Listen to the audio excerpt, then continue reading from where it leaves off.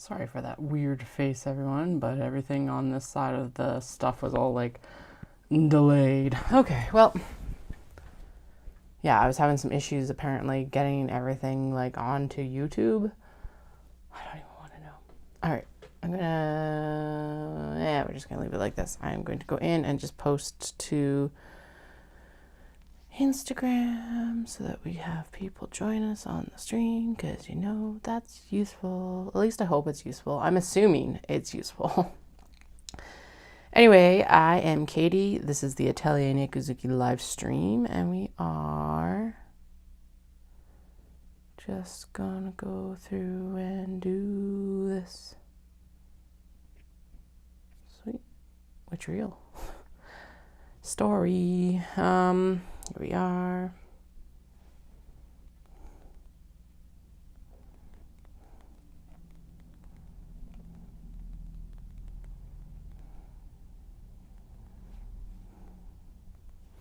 So I did not get all of the, I have not gotten anything totally finished yet.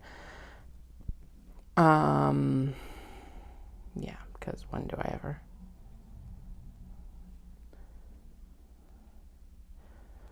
We are doing large box bag, finishing up the large box bag prep today, hopefully.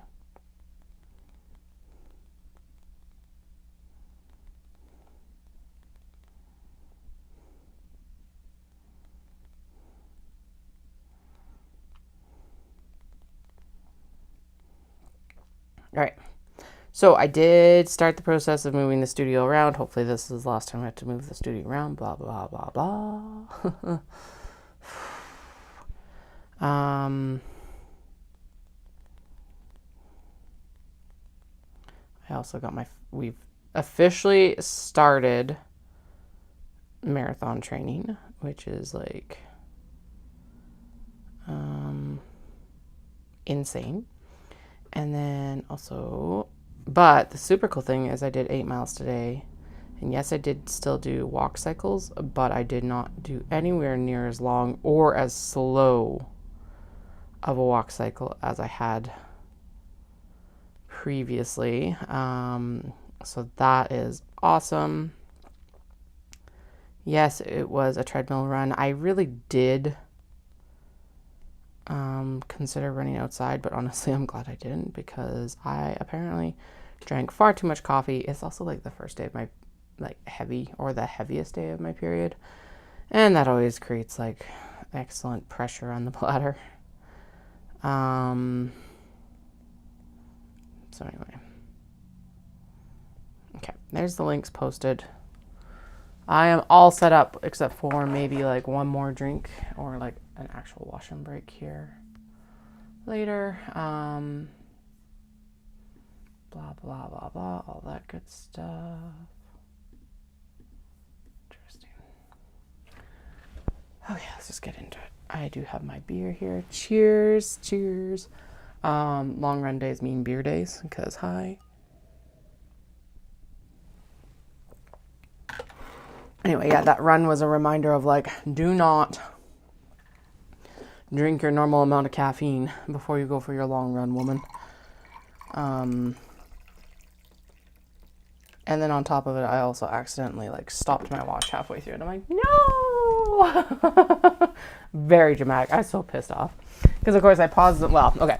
You don't need to pause them when you're doing like your long runs, but I pause them when I'm doing my long runs because I don't really want to take that into account in my pace, even though I technically should, but I don't. So yeah, so it's like I was pausing it when I was getting off the treadmill to pee, and that failed at one point. I was very upset. Anyway, so we are working. So kiddos have been home, of course, yesterday, blah, blah, blah, blah. Monday night I came down because Dallas was like, well, you should tidy the studio. And I'm like, there's not much point, like, doing too much tidying in the studio when I know I'm just going to come down and put it into complete shambles. And that's more or less what we did. We had Creekside Yarn Festival on Saturday. And then Sunday, I sat upstairs with everyone and we attempted to watch Spirited Away. Kids were not having it, so we had to stop part of the way through. That's fine. We kind of knew that going in, but we figured we would try anyway. So we finished that on Monday. But then on Saturday, so Saturday, Dallas played his video game and I did some work, some very disrupted work. And then the same on Monday. I did some disrupted work in the afternoon and then came down Monday night and started tearing everything apart down here because there was no point in really waiting. Yeah, I guess it could have been better organized, but really things change right in the middle of moving stuff too. So even right now, I'm like, I think I need to swap my desks. So right now I've got the L-shaped desk to my left and I've got a straight desk to my right. The idea being that we're going to so the main thing that we're doing that we're moving everything around for is that we're going to move the cutting table back out here. So everything's going to be in the same space. Blah, blah, blah, blah, blah. But, and so far so good. And then Dal suggested that we keep one of the desks and like attach it to the calyx, whatever. I pronounce it calyx, but I was watching organization videos today and people were saying calyx and I'm like, Anyway, he's like, we should do a packing station along, like in one of these, basically attach the desk and then do the packing station. I'm like, yep, that sounds like a good idea. So I have the smaller desk tucked in the corner here right now, but I think I'm going to swap them and put the larger desk there and put the smaller desk into the middle of the room so it doesn't take up as much room. That's my thought process anyway. Yeah, we're just kind of ticking along here with the what took the most time this weekend is matching everything up, getting it ready to like cut down. We are doing the boxing of the large box bag edges before we do the sewing of the end seams, just to see if it actually works better or not. So far, the worst part of it is actually the fact that I keep messing up the measurements. So before it was a nice square, now it's like different like dimensions. It's not a nice just easy square anymore because I'm not going from the actual, before it was from the seam allowance, now it's from the edge, and so it's like anyway, I've had to like remeasure some. This one I'm remeasuring because I just trimmed off some of the fabric. So we're going to make sure that we got the extra cut out here because there's no reason leaving that on when we need to do a closure seam still. So anyway, if you were at Creekside Yarn Festival, thank you so much for joining us. It was a good day. Yeah.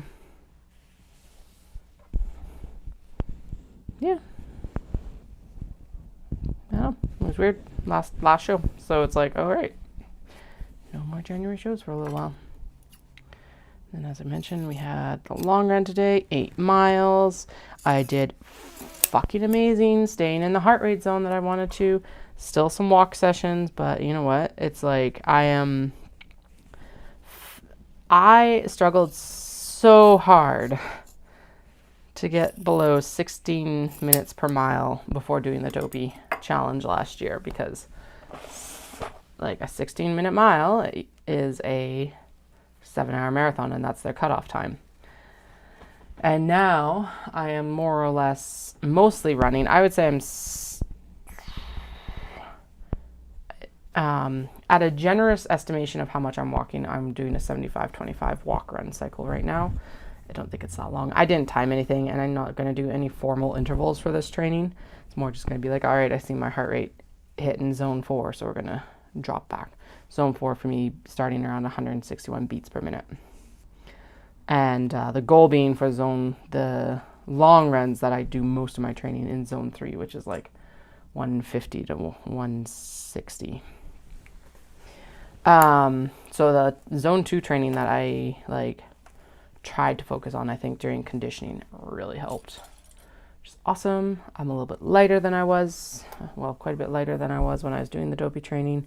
And even this time last year, running dopey, blah, blah, blah. Anyway, so I was very proud of that because I was like under 15 minutes per mile. And I was not like struggling to maintain that. And that was over 8 miles. And if I look at my watch, I was like, I even negative split, which means that the second longer portion of the run, because I accidentally stopped my watch, which is annoying as fuck. Anyway, but like the second portion of it, which I think was about 5 miles.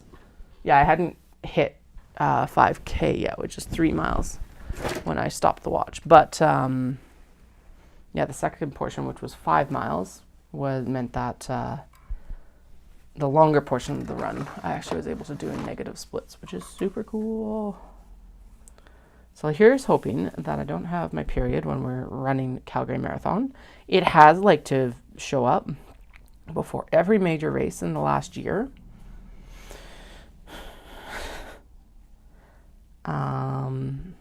Yeah, because that changes all the strategies. And I think we signed up for everything this year for races so far. I think Dallas has one more to sign up for when it opens on like Feb 1st or something like that. Kids are signed up for their first official 5K, which is really exciting. We're going to go up to Red Deer to do the Halloween half up there. And yeah, they're going to run their first 5K, which is super exciting. I'm going to go test out my 5K time on like the fucking flattest course I've seen in this area, which is Canmore. Plus then I guarantee that I'll be back in time for the kids races. We'll be waiting around for the kids races. I also didn't want to blast myself with like a 10K that day because it's 2 weeks before Knit City. I'm just kind of like, yes, I'll be like towards the end of half marathon training, but a 5K is supposed to be run like all out. You pedal to the metal with that one when you're running it because it's only 5K. If that sounds like a daunting task, that's because it is. But it is a very different race from let's hold back and save our energy for the second half, like in a half, or let's hold back and save our energy for the last third, like in a marathon or something like that. So, anyway. That was today's task. Now I'm drinking my beer because it was long run day, and I have another long run on Monday. We literally just got out of our conditioning set on Sunday. So, that's okay.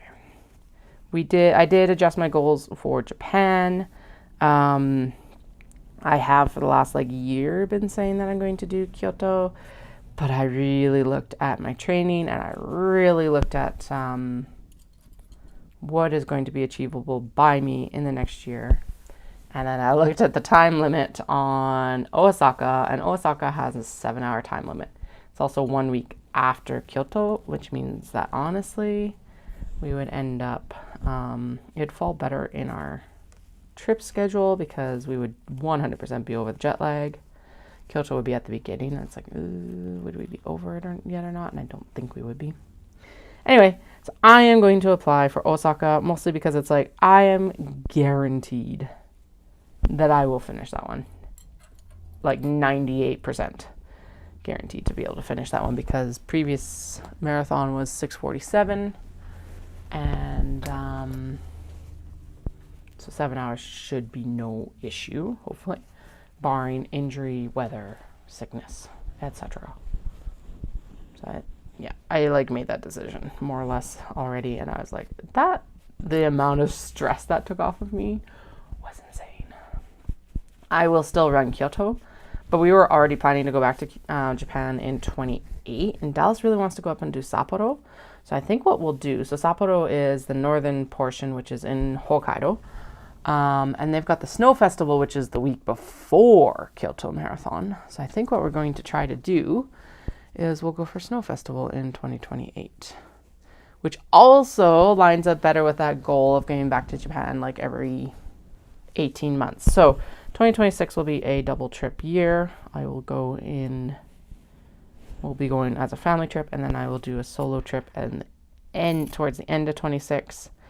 And then we'll go back in 18 months to do Sapporo, Snow Festival probably, and Kyoto Marathon. Because Dallas is like, we should start going and doing new things. I'm like, yes. But then let's also finish in like a familiar area.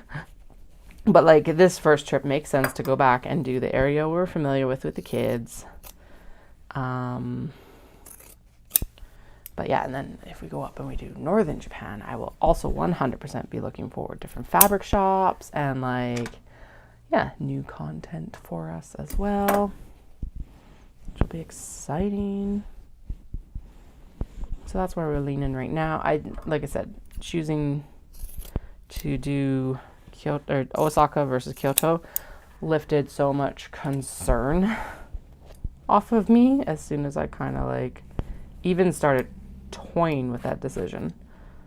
And then I'll have 2 years to actually get, because realistically, Kyoto is a 6-hour cutoff, but I really kind of want to run a 5-hour marathon before I go attempt Kyoto. So the training for that will look like getting my sub 230, or at least a 230 half, and maybe running Vancouver Marathon in 27.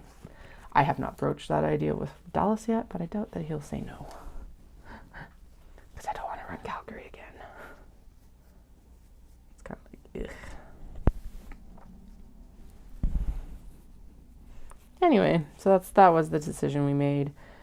We've done a lot of work downstairs now to get this settled. I've moved all of the shelving around. We are going to have to sell one on. So the wire shelf has now no longer got a space to live, so we'll get rid of it eventually, or well, sooner rather than later. And then yeah, the calics are all out here. We're debating if I should just use the like Drona storage boxes or if Dallas is still going to put doors on. Still leaning towards the doors because I think it would be a cleaner look, but also at the same time I'm like, the boxes are cheaper. And I've already probably got enough because I bought a bunch for like display boxes last year, so we probably could just use all of them. And the folding of it with the comic book boards for the fabric means that it's mostly able to actually just like sit in the box, and then you can basically just pull the box out like it was a door. No, it's not. That would be too useful. It's beginning of May, actually. Which I actually prefer because then I don't have the pressure of like a marathon looming over me. Although that would have been useful for 27 because, yeah, rather than going out to Vancouver twice in the year. Although we were discussing that maybe my next goal marathon should be Victoria, but Victoria's fucking monstrosity for elevation change. Like, probably comparable to the half in Canmore. And my God, if I had tackled Canmore as my first marathon or half, I probably would have cried. Heck, I want to cry even with it being like my third half right now. So.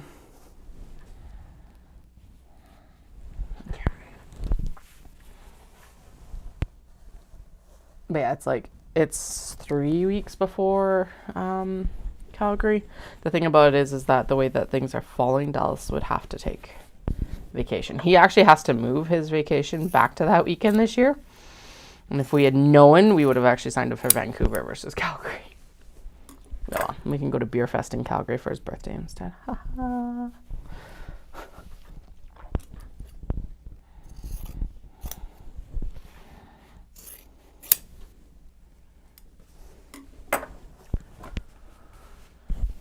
Can you imagine go run a marathon? And most of the time marathons are on Sundays, so that doesn't help with Knit City either, actually. But yeah, run a marathon and then go to Knit City. I would probably actually die. More than I will anyway. My future sister-in-law, they're running the half in Calgary, I think. But she's running Vancouver Marathon in like this year, just before Calgary. And I'm like, all right. She's like, I'll be cheering you on. I'm like, perfect. Save me a seat in the beer gardens for afterwards. I just hope the weather isn't as flippin' miserable as it was this year, or like 2024.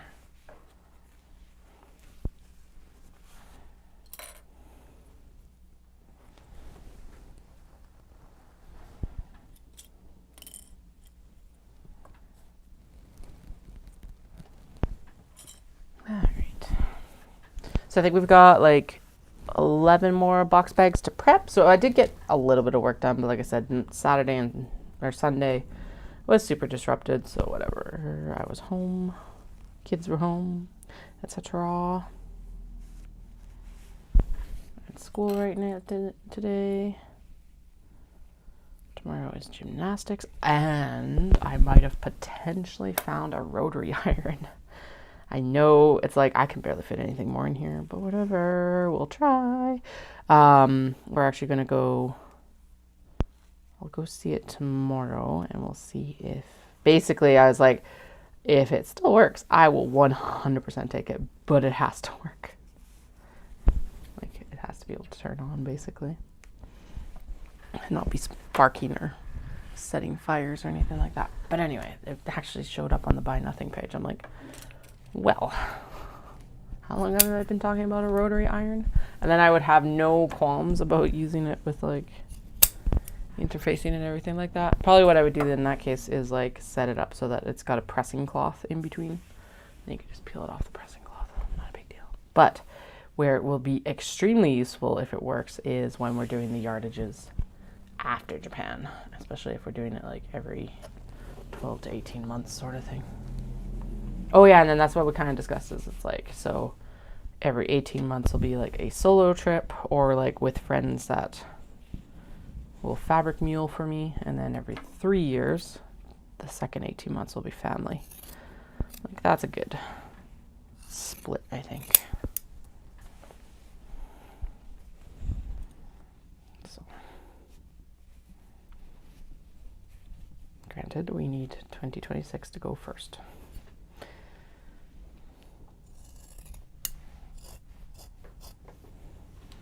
So yeah, if you're at Creekside Yarn Festival this past weekend, thank you so much for joining us for the last one. It's insane to think that that was the last one. Yeah.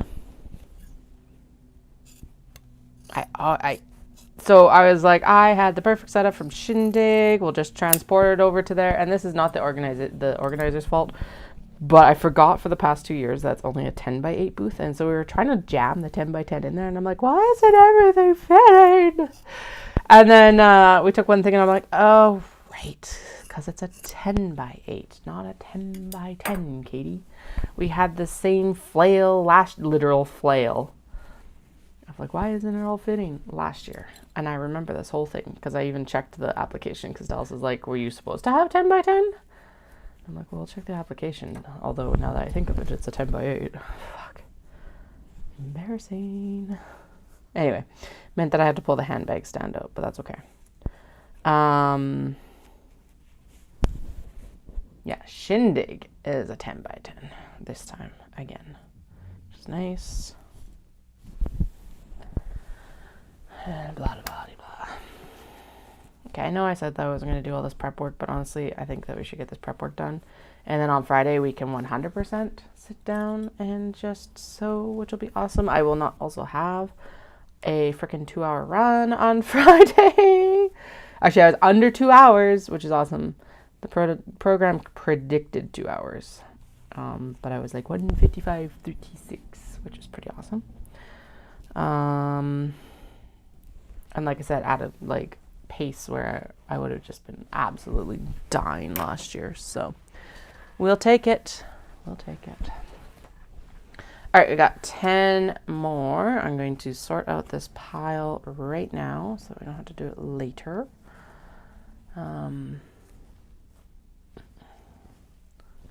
Nope. Opposites. There we go. That's what the problem was. was like, this is a different texture. It's because it was actually an exterior fabric. Yeah, so now I do need to make a run to IKEA, but it's like, when do I make the run to IKEA? Do I wait until I go to pick up Dallas on Tuesday? I think I do, although I kind of want to get everything together so I can finish a lot of the setup this weekend and like have it done for Monday. I'm like, do I want to do this with children, or do I want to try and figure out if I can like drop them off with my mother-in-law? Although they love going to IKEA, so maybe maybe we go to the zoo and then we go to IKEA or something like that. That might be the answer, actually, because then we could go run off some energy at the zoo and then get to IKEA for like lunchtime. Although it'd be Saturday, so it's gonna be fucking busy. It's gonna be busy no matter what I do. So maybe that's what we do. We're like zoo and lunch and then IKEA, because I would like to get I will be installing the desk on the calyx and stuff like that. It's like, it would be nice to get that done.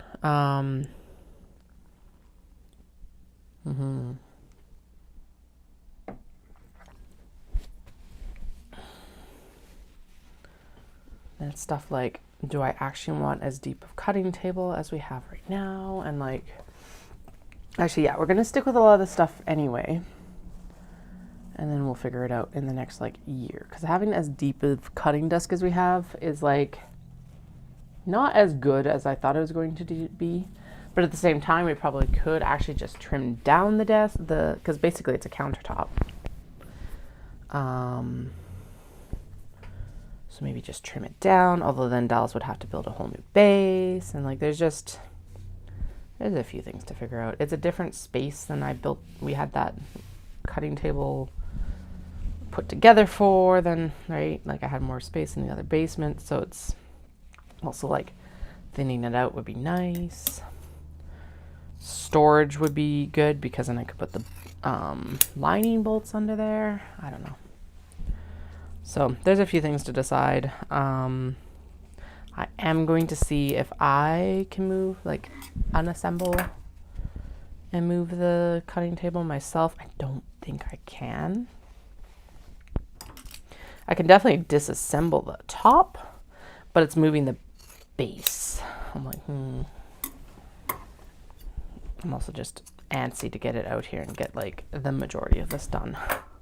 It's like, can I also do this when the kids are around? That is actually the bigger question. Will they stay out of the way? So, and I do think there's a few things we're going to change. So it's like the hardware I think is going to mostly go in a drawer setup down here now, instead of being hung on the wall. As much as I am like always like, use the vertical space, it's like, this drawer is basically just full of crap. Like, not holding anything. So I may as well hold all the hardware can more or less stay in the bins, although I'm going to get some bins that will fit in the drawers to hold the ones that are like, we're going to take up 3 to 4 bins because they're bulky, or just like whatever reason they have 3 or 4 blue bins. Dawson's like, it should just stay over in the corner. I'm like, nope. That is, no. The whole point is trying to refocus the like work zones. So, and like, look at all this natural light coming in now. We're definitely gonna have to close the blinds in the summertime a little bit when it's like really coming into my eyeballs, but you know, how often does that actually happen in some ways as well? Because that's like very much evening point. So, yeah.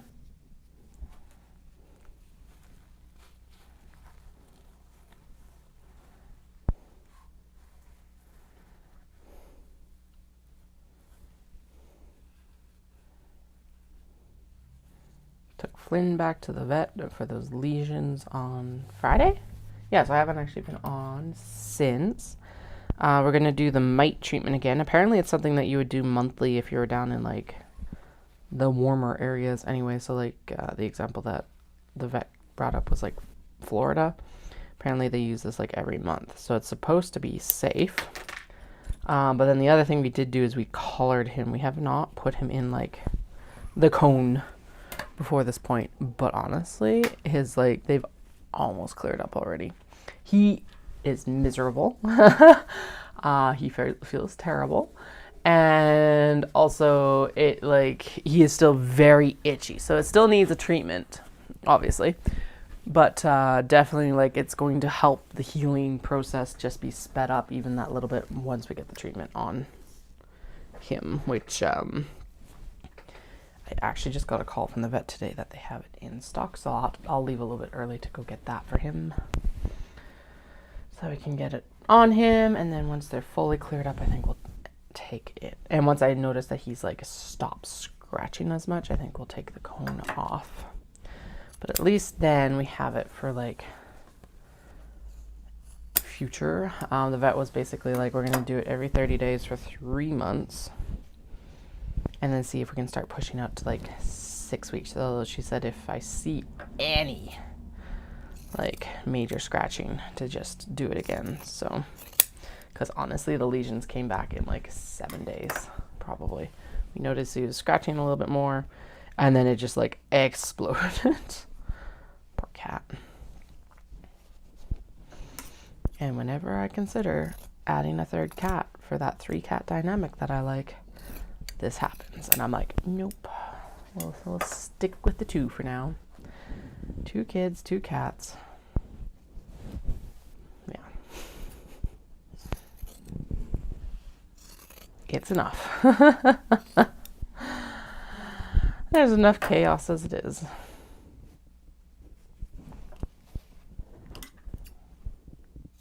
And no, I am not in a headspace or desire to foster kittens or anything like that. Yeah. Dallas has suggested that before, and I'm like, nope. And this is fine, but he is very soft-hearted, so I feel like we would be more foster fails than we'd be actually like fostering cats out. So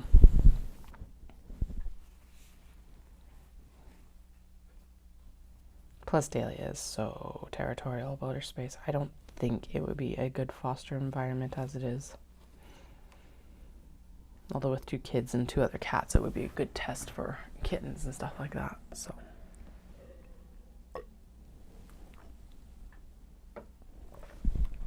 I don't know. If you're curious, the beer today is a hazy blonde by Banded Peak Brewing. It is a local Alberta brewery. They make some other stuff that I really like. Never had their hazy blonde before, but it is like a nice, if you like hazy IPAs or IPAs, it is lighter. It's like a hoppy blonde, I guess would be the best description, because the hazy definitely comes from the hops, but it's not like as not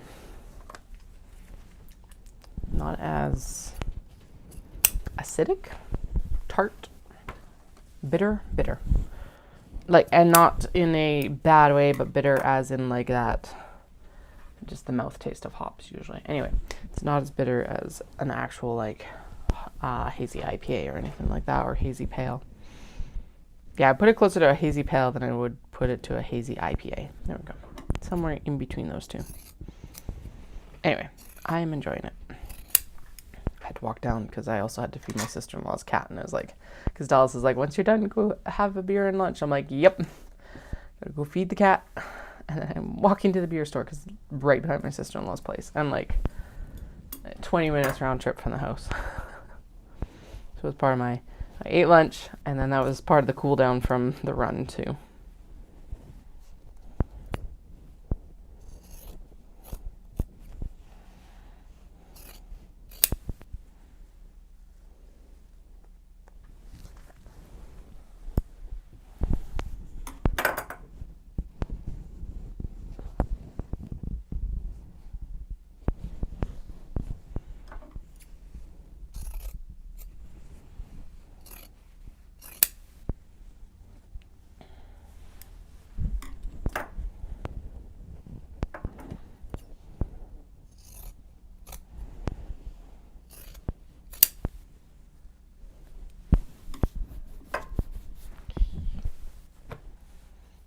The woman at the liquor store that was like, "Do you need a bag? Are you walking?" I'm like, "Yes," because I got 2 like sets of beers because I've got the next long run on Monday. I'm like, well, I'll probably want something, or I want something a little bit different. So like, some for this week, some for next week. And she's like, "Are you gonna be okay?" I'm like, "Yep, I've got 2 toddlers. 8 cans of beers is nothing." And then it was a very pleasant walk home. Like I said, I really was tempted to run outside, but there's still the factor of like, especially when I would have started, it was still like gray and gross outside. So like it was warm enough, but I didn't know how icy the paths were going to be because it's been one of those like sessions where a lot of black ice. It's been hard to see the ice. So it's just like, we're just not going to tempt fate. Plus, then I could watch YouTube videos. Oh no. Whole bunch of like organizational videos for studios. Because why not? We're right. That's what I'm in the midst of. So I was like, let's watch some different ones. Watch one from a lady who makes cards. Because that's the thing. It's like, it doesn't have to be. I do like seeing the sewing room ones. But honestly, watching the like various crafts is also not a bad idea because it's like we all have stuff that kind of like commonalities, right? So it's cool to see how other people organize their spaces as well. This one is the wrong direction. It is actually tipped on its side. I really need to make myself a template for this because if this works this time, and yes, I did commit to like 25 bags to sew this way. Why do you ask? But yeah, if this works out how I'm envisioning it will work out, I can't keep messing up like that. Because it's like, if you cut it that way, you're done. What I really should do is I should be figuring out how this correlates to like the flat piece of fabric, but I really don't want to. Really don't want to. Not super interested in doing it that way. I still think after the zipper at least is the most useful. Also accounts for the most amount of like variabilities while still hopefully creating a consistent bag.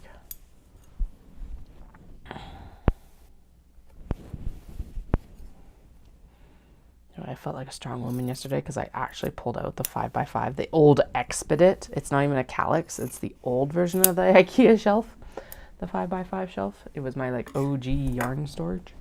I actually emptied it enough that I was able to pull it out of the room. I was very pleased with myself. I do have to figure out what I'm doing with like all my paper magazines because it's like I've got a lot of paper magazines, like knitting magazines and stuff like that. And like previously with my grandma's magazines, I actually pulled everything out that I thought I was going to make. But I really don't want to do that with these ones. So I'm like, okay, so how am I going to store these things? They're all in magazine racks, but it's like, we're trying to clear the room out so that it can just be a child's like play / school room. So even the TV is going to move in there. Although Dallas pointed out, he's like, do you like put your YouTube video up on the TV so you can see the chat? And I'm like, no, because I'm never looking at the TV really. If I have it on, it's background noise for me or for the kids. But yeah, it was like, that would have been smart though. Anyway, but yeah, so now I got to figure out how to store the magazines, or if we tidy up the storage room and they just go in there and I take up like, because I've got my yarn stashes in there as well. So just clear out a space so that the magazines can be stored in there with them. Am I going to knit all these projects? No. But do I want to decide right now what I'm going to knit? Also no. Although it would help with the decluttering. So maybe I will eventually. That's like a long-term project, I guess, maybe. I don't know. But I'll figure it out later. For now, it's all going back. There's a 2x2 calyx in there. And so all the magazines and the books and everything that were on top of the calyx out here are just going up there for now. I might actually... Moving them out here would not be the end of the world. It'd probably be actually the best place for them. They could go on the shelves like back here sort of thing. Which it looks like you can't really see because the big metal shelf is in the middle there. So that's the only thing that I think is actually going to be moved out of here. Like I have to sell off because it no longer has space. Although it has served its purpose for the last couple of years that I've had it. So I don't feel like not like I just got it and that's like, oh no, it doesn't fit or anything like that. So that's nice. Would have been really pissed if I had like bought it like when we just did the reorganization in July. But no, that shelf has been around for a couple of years now. Because I think it was early 23 when I bought it. Because I was like, I am not taking advantage of the vertical space in this room well enough. But now there's no room for it, so we'll just sell it on. And that's fine. I even still have the casters for it, so I can even sell it with the casters. Although I did see it split up, so I was like, oh, maybe we could use it for like an art rack for the kids. But it is actually thicker than the calyx was in that room, so I'm like, no, we're gonna just punt it, I think. I had to literally sleep on it though, because I saw it split apart and I'm like, oh, that is super useful, but I don't think useful enough to keep around.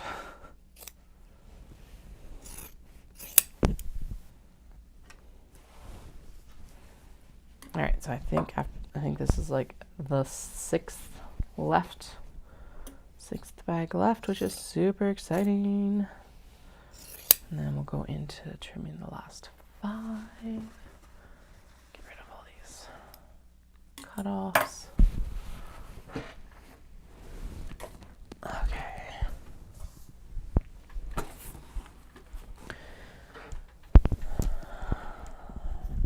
Anyway, this is actually what I was like dreaming of when we moved into this space. Did not work out originally, but I think I can make it work now, just with a little bit more foreknowledge. The main thing being that like the cats got onto the machine and then pulled threads across the machine, specifically into the hand wheel right here. Annoying. But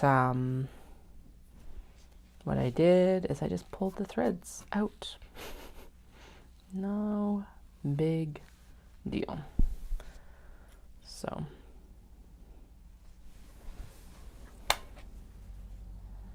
well, at least now that you like you just, some problems you can't even think of or predict until it actually happens. I find personally, maybe for you that's not the case, but for me it's definitely the case. So like having the cats pull a thread over the machine was not on my bucket list for 2022. But here we are now in 2025 and I am smarter, having had that experience. And now we can sit under my nice big window.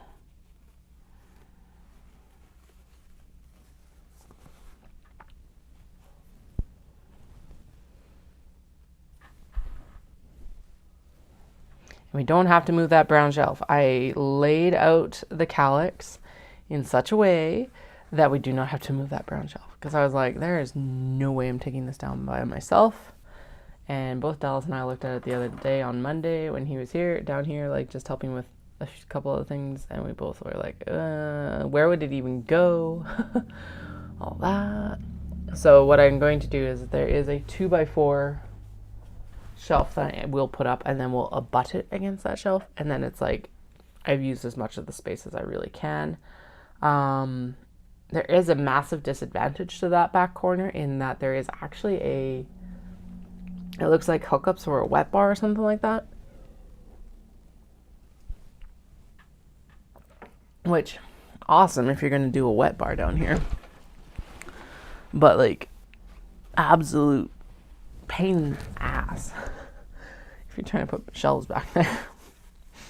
So the one shelf is actually angled because it's like, well, if I just put it flat against the wall, it doesn't work because realistically the kids will get back in there and who knows what they'll do to fuck around with it. So I angled the shelf slightly so that there is no gap for the kids to get through, to like mess around with this pipe. And because there's like this like square in the back now that can't actually be filled in anyway with the calyx, which would be one of the advantages actually to the Billy bookshelves, is you'd be able to like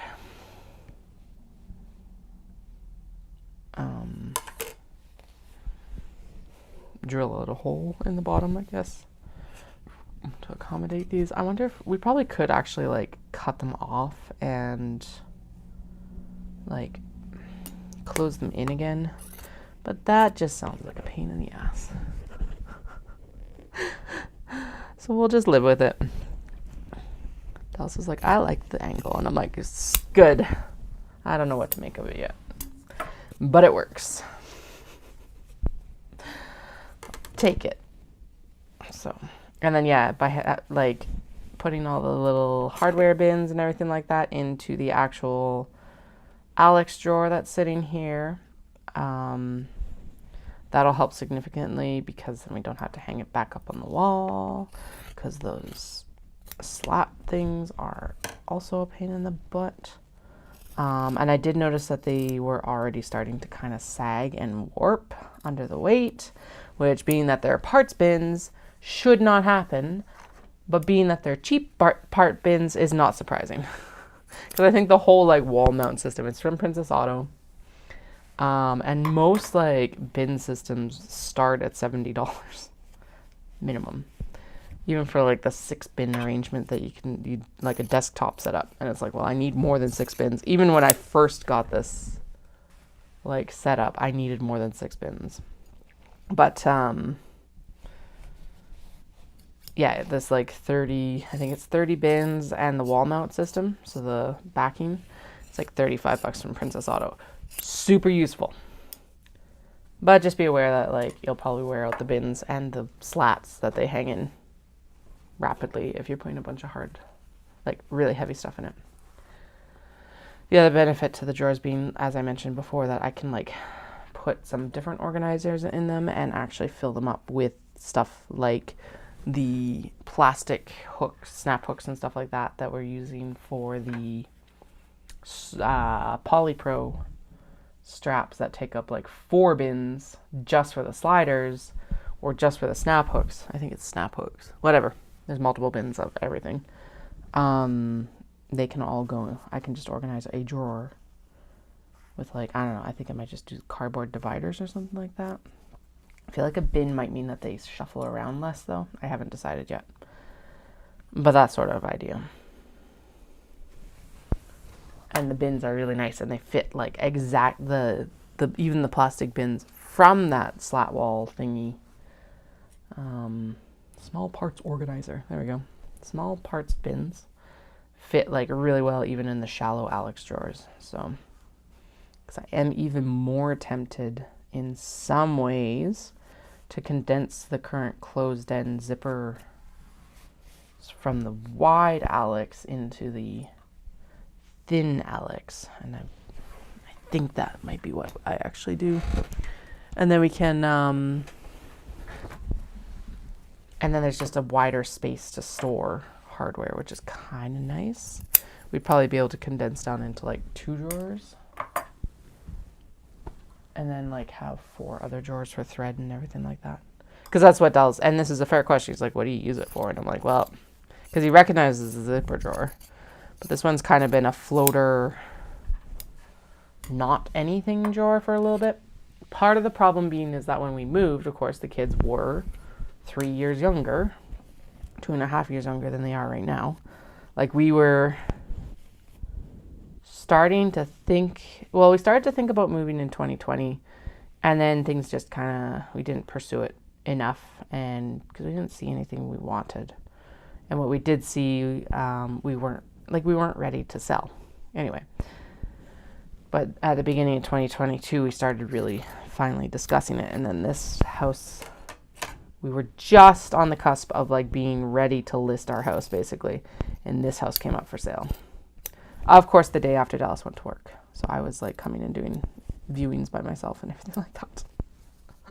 Poor Dallas, he was like, he did not know if I was making the right decision. I'm like, but it hits all of our like requirements. So anyway,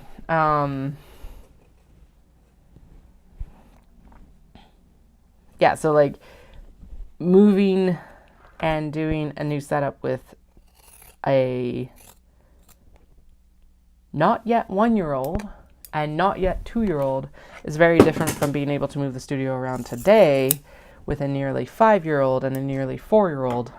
Like, it's just different. I can organize differently again. So the whole parts bin on the wall was to keep it out of the reach of the kids, to be honest. And all of that jazz. So now that I can use my drawers again, it is actually much nicer. And then I can use the wall space for like the Scatus pegboard, which then can hang on this wall. It's going to go up above this desk. Because I was thinking above this one, but it's actually kind of far away. And as much as this is finishing stuff, it's also got like all the other things. Because basically the flow now is that it's going to be, realistically, I should be doing this prep work on that desk, but that desk is not ready for that work yet. But it'll be cutting behind, other things, sewing, and then finishing is the kind of generalized flow. And that's why I decided to lay it out this way, because that's what we discussed last week. And I was like, yep, that's what I settled on personally. So yay. Blah, blah, blah, blah. Apparently the ramble is going to be about studio reorganization today.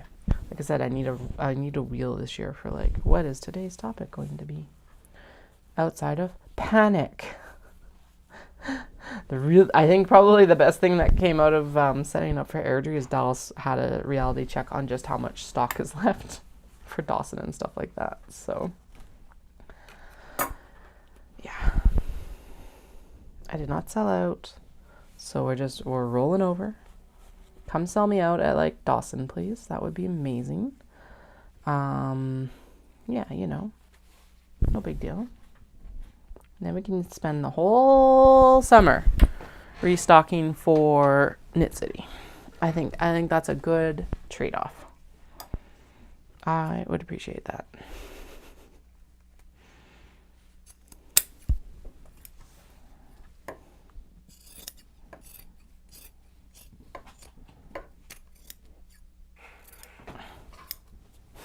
Here, let me open the blind here for Flynn before he gets too sad cat. Flynn, do you want that blind open? Mr. Cone Man? Actually, let's pop the cone off while I'm down here. Yeah. Oh. Because then I can keep an eye on you and you can have a break.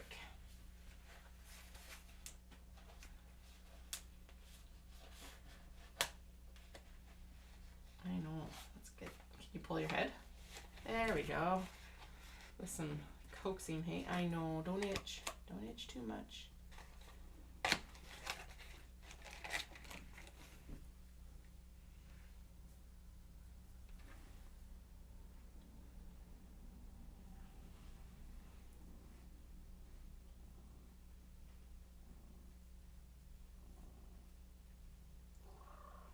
Okay.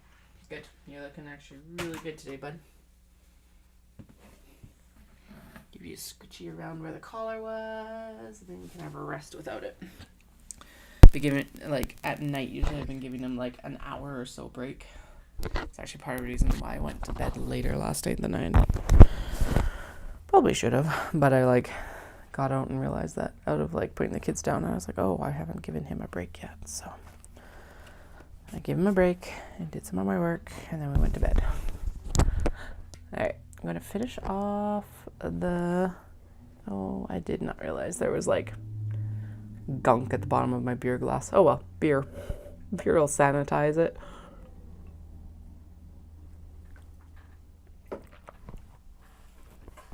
It has been washed, but it's like that like leftover grodies. Ugh. Whatever, it's fine, it's my grodies.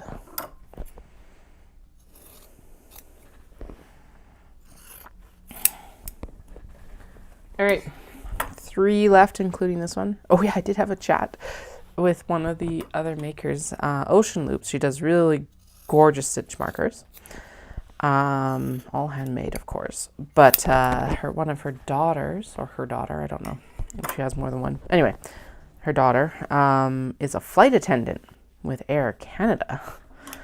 And she flies out of Vancouver, and she's going to apparently Japan like 4 times in February. And I'm like, so if you ever get like, she ever has an opportunity to take someone, she's like, she's always asking me to go, but I don't want to be in Japan for 24 hours. And I'm like, I totally volunteer.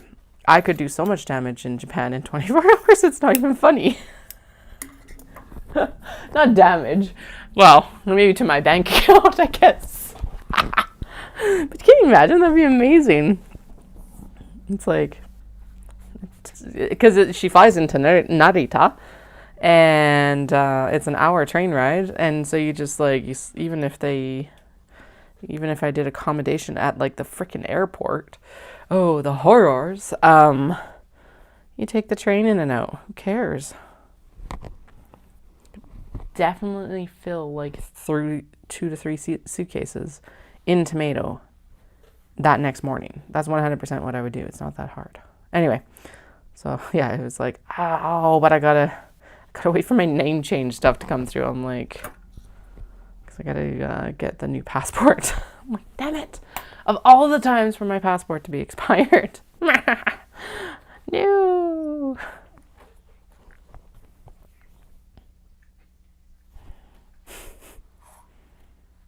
Just get my name change in and then like go straight to the passport office and be like, I've got a trip coming up February 28th. Get me a passport, please. Why weren't you more prepared? Because I was waiting for my name change. They said, when did I apply? In November.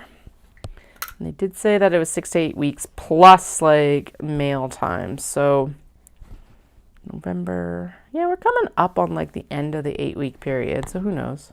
Oh yeah, I got to keep an eye on my Air Miles account too, because I did not get credited Air Miles for, they do like the online shops. And one of the online shops is Michael's. So I did a bunch of I did all of my extra like Christmas ornament decoration shopping during Black Friday through the website. So I gotta make sure that they credit those to my account because they haven't popped up yet. Because Air Miles, baby. I think I have enough for us now to go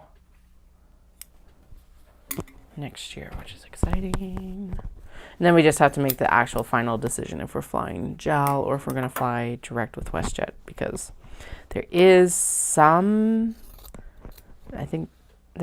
fees savings between the two, but I still think the 242 layout of the JAL is going to be more comfortable, as long as that's what they actually are flying on that route at that point. Although at the same time, I need to keep an eye on it because just like there's so many factors in all of it. Especially like I don't really want to sit behind the second washroom. I really prefer when I'm flying to sit like around the wing or just slightly ahead of the wing. So I'm most used to the sounds.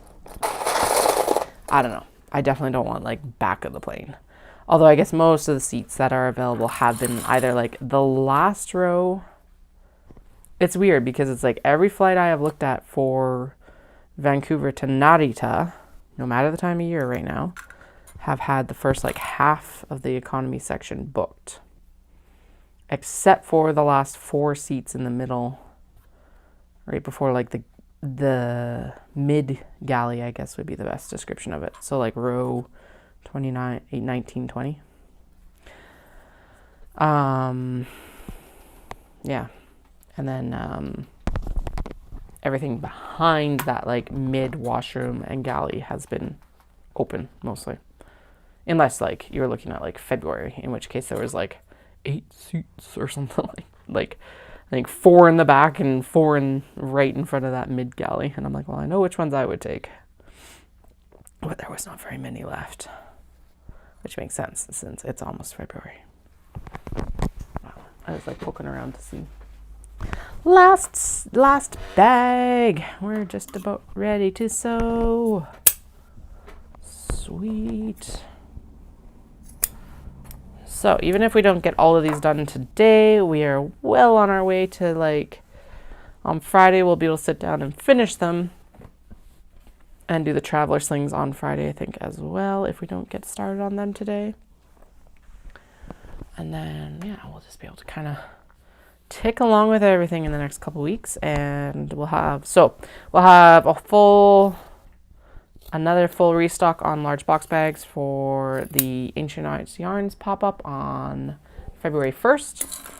And then we'll have a whole complement of traveler slings and gyoza bags for Knit Socials retreat in Canmore on February 8th.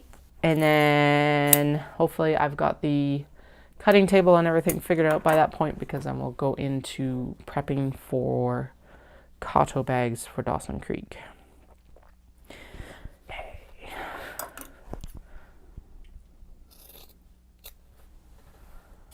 That's where we're at. Okay, I think it is almost snack time. I've got an apple with Nutella with me today.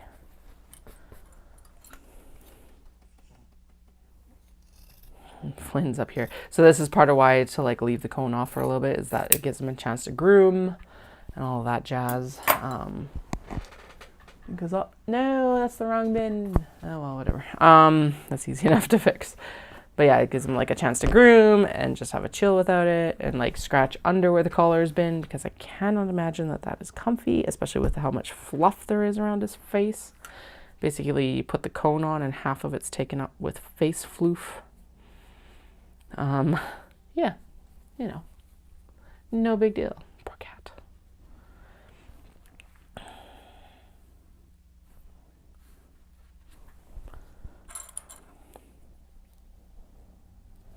Okay, there, turn. Yeah, I think we go into the city on Saturday. So what else are we gonna do on Saturday?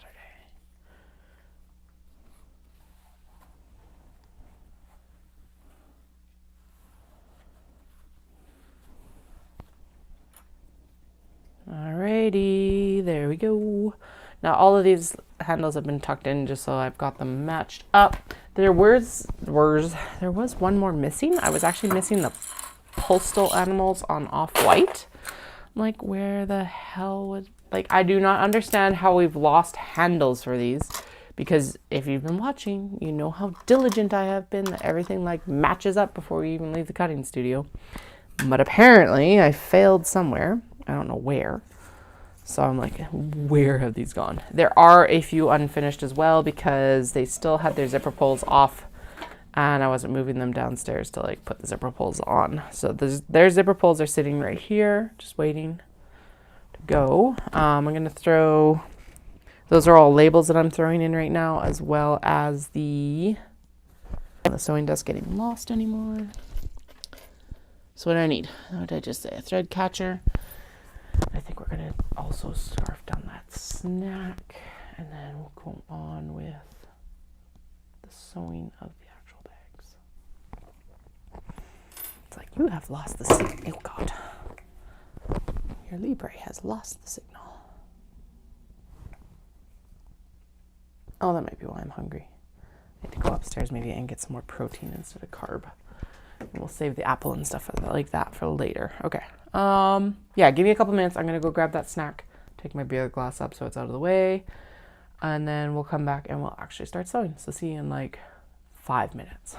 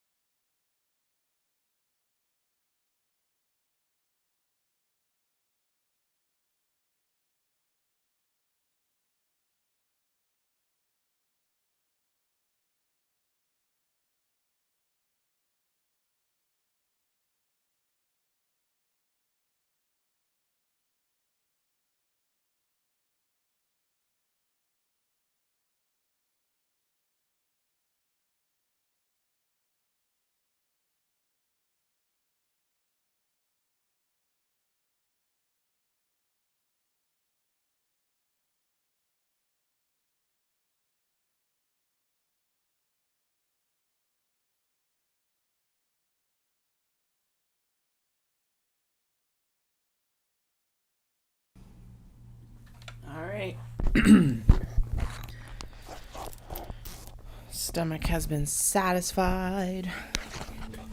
Slightly more caffeinated because, you know, caffeine. Greatest drug ever. And now we're going to head into the machine because that's what we're actually here for. Not all this rambling on about everything else, really. I appreciate y'all sticking through the rambling, though, you know.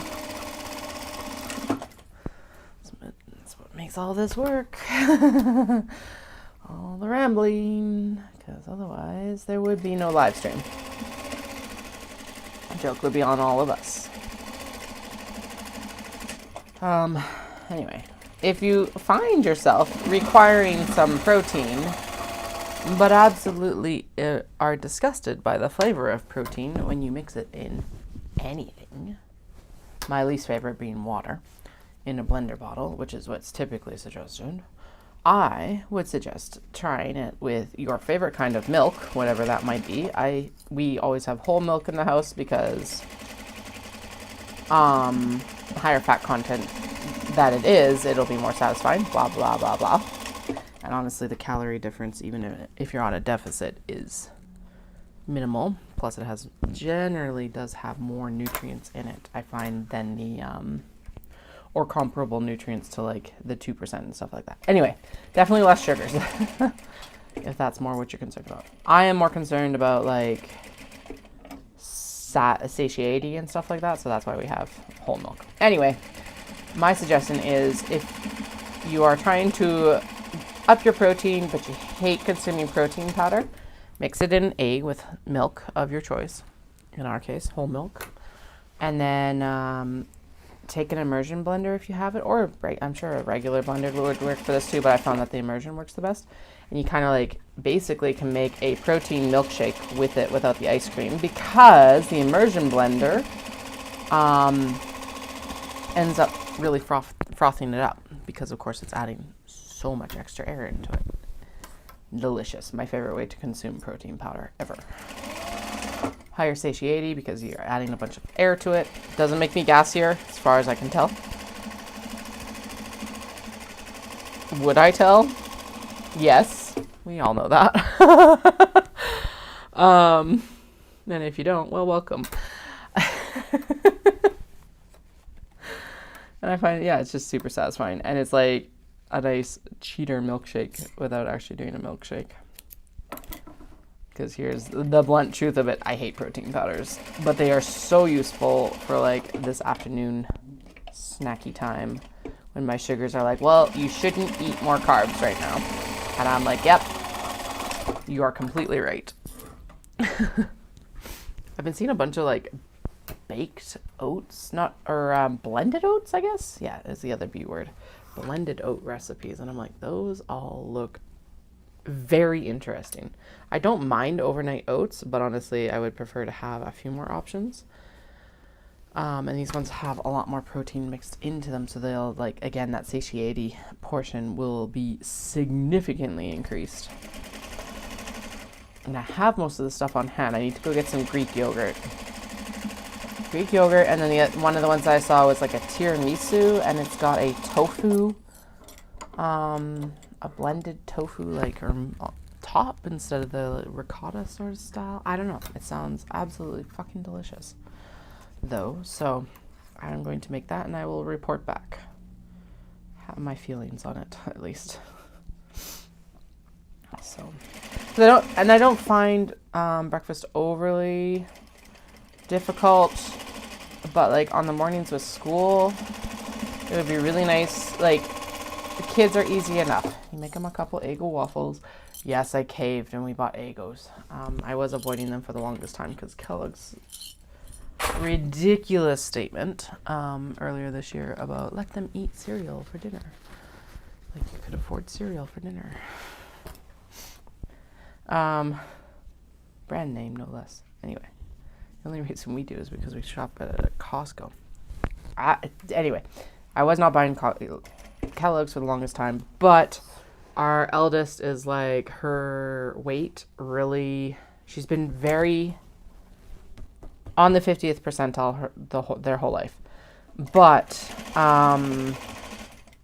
they plateaued this last doctor's trip. So we're on a mission just to get them to eat in general, especially for the eldest. The youngest, no big deal. They're tall, but they're like, their weight has maintained, so it's only really the eldest. And we're not super concerned, but we need to up the amount of food that they get in, and one of the things they eat is Eggos. I do not want to eat Eggos every morning. So I feel like blended oats might be the best option for having like breakfast available for me, but also being super simple without having to really cook anything, or at least being able to meal prep it. The other thing I saw was, what was it, protein pancake as well, and that one's baked and it looked really good. The other thing that is very interesting about this, especially as a diabetic, is that a lot of the research that's coming out now is that when you refrigerate your food, even, this was the question I first saw when I saw this research. If you refrigerate the food, and even if you reheat it, the glycemic index, which is the portion of it where it makes your, like, how high does your blood sugar go after you've consumed a food, especially even a complex carbohydrate like a potato, say, or a simpler carbohydrate like a noodle.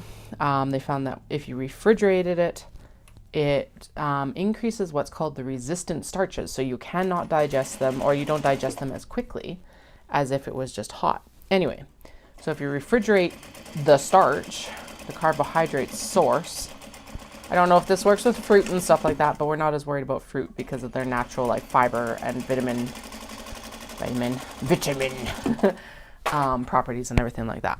And I am not going to demonize fruit in any way, shape, or form. I don't care.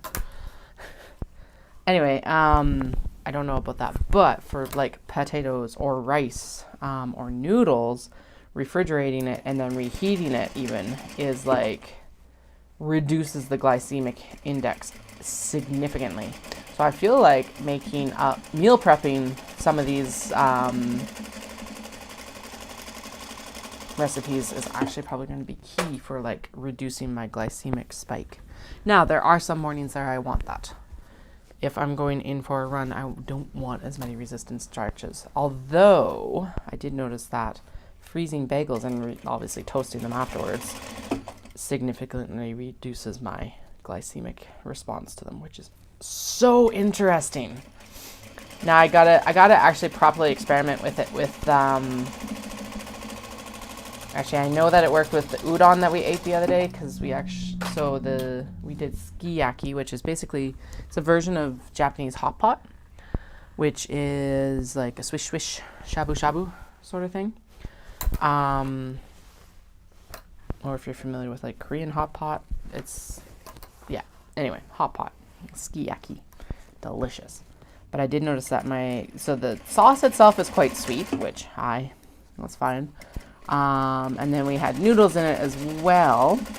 And then I only ate like a quarter of what I intended to eat of the noodles, because by that point we had filled up on like vegetables and glass noodles and all of that. But we went and we ate the remainder of the udon noodles, and even though they had soaked in the sauce and absorbed it over a couple days, my glycemic index response to it, or the jump in my sugars post eating, was nowhere near as much. So it's so interesting. And it's especially interesting that you can reheat it afterwards. Anyway, I think doing up some of the like protein pancake bowls and like overnight oats and stuff like that is going to be super helpful, just in general, for like ease of me eating, and then ease of like, they may not make my sugars jump as much, because right now we are on the struggle bus a little bit, because I adjusted my medication to be able to hopefully help like kickstart some of the weight loss, because what was previously happening is with the higher medication dose, I was eating to maintain my sugars instead of eating when I was so I was eating even when I wasn't necessarily hungry. Reducing the medication has meant that my sugars have been harder to control, but I've lost weight because I'm not eating to maintain my blood sugars from going low. So it's like such a double-edged sword. Although it has been glorious to not have to worry about going low when I'm running. Like, not a concern at all. Today there was a little bit more, but that's because I was also on running 8 fucking miles. So, yeah. And actually it wasn't too bad up until right. I only fueled twice during the run because I was keeping an eye on my sugars. And having seen what I saw, I will fuel. So it's a 2-hour run. All theories differ. Of course, every runner is different, but typically your glycogen stores are good for about 60 to 90 minutes of activity. So if you're doing anything over an hour, you should start fueling at about the half-hour point. So the first, I like to use the honey stinger chews because honestly they taste like candy and I love that for me. So they're just delicious. I do like the gels as well because they have caffeine in them. So really what I did is I did like half the pack of the honey stinger because the full pack is 40 carbs and I don't need that much on that first one because each gel is usually about 20. So that's what I typically average out for. So I did 25 minutes and then I took, and then I eat the gummies. Then I did another like 20, actually I did an hour. So about 35 minutes and I did the gel because it was like a little bit high. It was like that situation of like, well, if I don't get into my system, I'm going to start plummeting. And then, yeah, I'd skipped the last one, which was probably not the best idea. And by the end, I was like down to what was starting to go low. So it's actually good to know because now next run, I'll make sure that especially because next run's 9 miles. Yay, it's an extra mile. So I'll make sure that I fuel at that hour-and-a-half point instead of skipping it. Because this is part of what you're training when you train these long distances, is you're training your glycogen stores and your glycogen response so that you can take advantage of like what your body's naturally stored, technically. Anyway, so it's always fun. It is actually really cool to have the constant glucose monitor because then I'm able to like just set my phone there and watch it. I need to figure out how to hack my watch because of course it's an Apple Watch now. To just, and I think there's third-party apps that can read the Libre. I know there is for the Dexcom, which is another option. But even with the Libre, I think I can get it to like connect to the watch and tell me where we're at, rather than me always having to pull my phone out and see where I'm at. But this gives me a good idea that, okay, yes, I should be fueling probably early race a little bit less, and then later race, obviously, a little bit more. I probably should be averaging it out to every 30 minutes. Previously, I was averaging it out to every 20, but I think we're good to go to 30 now, especially because I wasn't feeling like I needed any, like I didn't feel like I was energying out. Even towards the end as my sugars like came into really good line, I don't feel like I was at energying out, which is nice. Previously, I was like desperate for that fuel. Like if I missed 20 minutes, I was toast. So that is also one of the nice things. Especially, and it is good to know, like now going harder as well, that even then I can like change up my fueling strategy a little bit. And this might change. Who the fuck knows, right? Like, yeah. Last long run is April 14th. So 2 weeks before Dawson Creek. Yay, and boo, it kind of sucks that that's the last run, but whatever. Well, it'll be good. It means that we'll be in full taper by the time we're up in Dawson Creek. I took Dawson Creek weekend off, which is the nice thing about the app. You can tell it, like, if there's conflicting scheduled stuff. So basically for all shows, I've taken that day off. I'm like, I am not running these days. And I took the full weekend for Dawson off so I didn't have to worry about running a like 20-mile run or something stupid on a treadmill in a gym in Dawson Creek, which is what Dallas did for his last long run last year. It's like, when am I going to do this? And I was like, just go to the Anytime in Dawson and run it there. Yeah, it's 3 hours on a treadmill. You knew what you signed up for. My cruel little petty heart. But no, it was a pain in the butt. Anyway, so we'll be done. My longest run is 19 miles. I run in miles when I'm training because our treadmill is in miles per hour. Just as a heads up, yes, I'm Canadian. But yeah, the treadmill is in miles per hour, so the conversion's just easier. And the other portion is that then it feels shorter.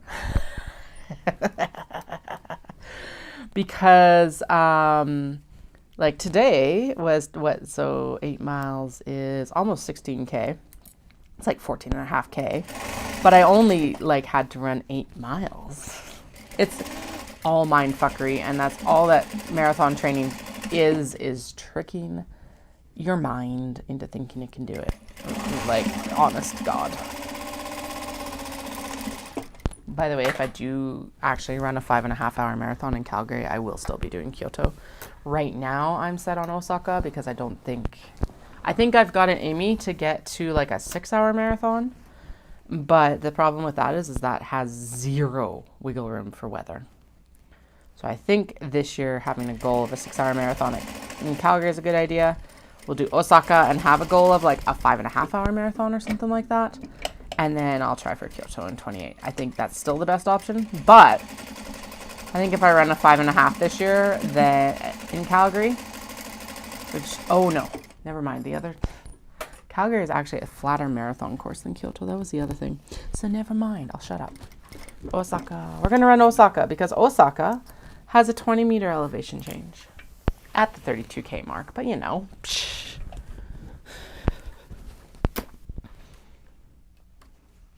Plus then I can go get a picture with the Glico Running Man sign. And, oh my God, the food at the Osaka Marathon is like absolute insanity. It looks so delicious. I saw footage from last year's marathon and inari and senbei and sweets and like all of this stuff. It looks so good. Dallas was like, well, as long as it doesn't upset your stomach. And I'm like, in inari, it's not going to upset my stomach on a run. It's like the plainest of foods that you can basically get. It's like rice and sweet tofu. So if that upsets my stomach, I have a lot of other issues going forward, more than just the marathon. Anyway, so yeah, so great. That's why we're sticking with Osaka.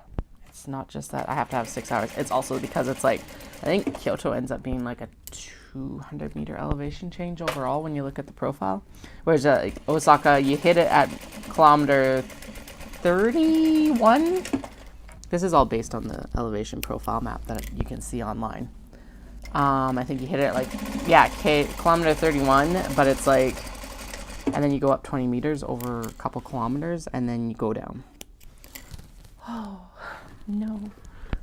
Nothing like Canmore's like 300 meters of like up, down, up, down, up, down. God, the lies those people tell at the top of that hill in Canmore. Should be a chargeable offense. It's like you got to the top in Canmore and they're like, yeah, you're at the top. It's all downhill from here. And I'm like, I just looked at them and I'm like, whoa. Like, because I didn't say anything, but all I can think, because of course I've come up. It's the highest point of the half. Come up the hill and you're all like, gotta pee.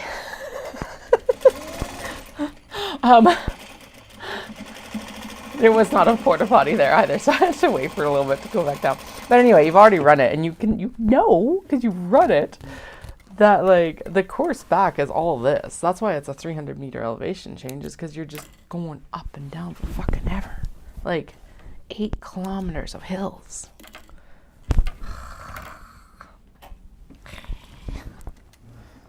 Cat problems. My running course isn't flat. Actually, Calgary will be flatter.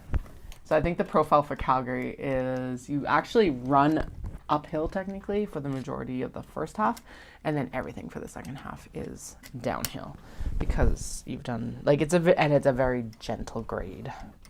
It's just because you're running away from the river. The river. Away from the river valley. There, that's what I was going for. So Alrighty. Yeah, but camera was a fucking disaster. Holy shit.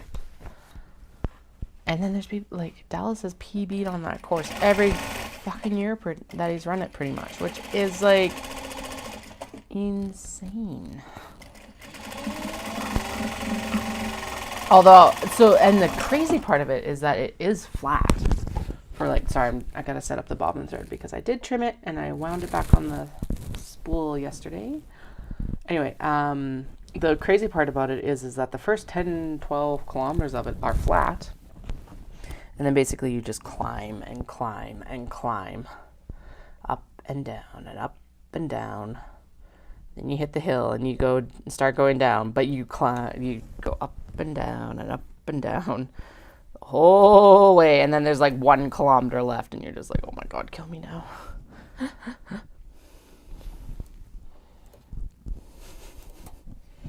Got so pissed on that course though, because there's one guy, he was obviously pissed straight to high heaven that we kept trading back and forth. Seems like when you're running a race, doesn't matter where you're running it, what speed you're running it, you trade back and forth with a certain set of people regularly.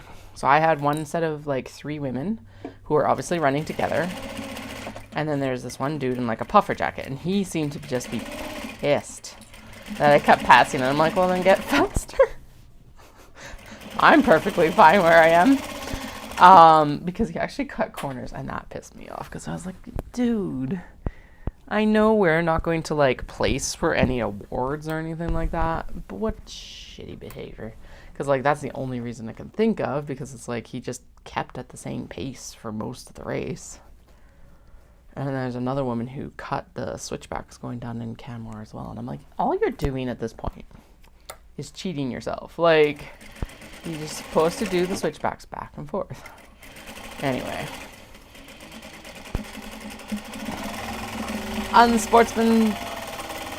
Sportsmanship conduct. And really zero impact to myself. Okay, so the rest in there do not have handles or did not have zipper pulls. So we have 1, 2, we only have 4 in the timeout pile. That's pretty good. And I think I might have found the handle. Oh, and we've got the pull still. So we've got 5 in the timeout pile. That is honestly not that bad. If you've been around for a while, usually the timeout pile is significantly more. I guess we have also got hedgies. So we got 6.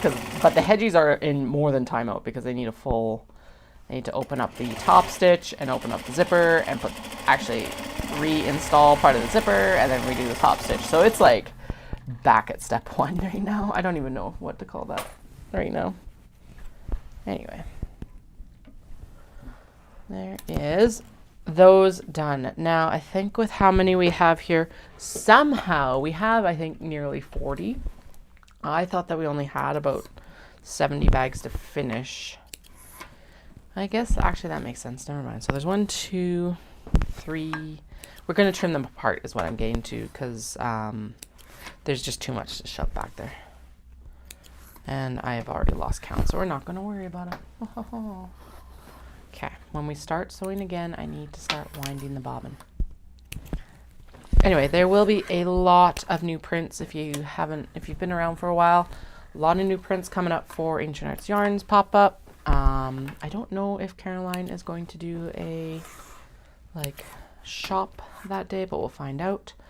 I did, fancy pants that I am, get everything barcoded. It's not posted to the site yet, but it's barcoded, so that's pretty exciting. Yeah, this Postal Animals doesn't have a handle right now, so I'm like, well, and I should have found the handle actually yesterday when I moved these desks, so I don't know where it is. I have a feeling it's back in the cutting studio, probably under the table right now, and I'm pretty sure I found the William Morris knockoff handles in there as well, because like there's just one suspiciously lurking on the top of the cutting table. So those, whatever. Well, you can deal with those in the summertime. Maybe. Look at me have... Maybe they'll show up when we do large box bags again in January next year. Oh, boy. Look at that. Shh. They'll get sewn eventually. It's not like they go bad. As long as I've got the fabric, who cares? Oh, there's one handle that just fell down there. Anyway, I am super excited how this like sewing studio revamp is going already. It feels really good. It's really nice to have this window. It's nice and warm. I do see that it is highly overexposed right now, so we will start to actually close the blind a little bit. I think that's probably going to be the best option, because then I can like keep the warm on my legs, but it'll diffuse the light on my actual desk. Yeah, that looks good. Can make it a little bit lighter. Basically, I'll just turn the exposure down a little bit.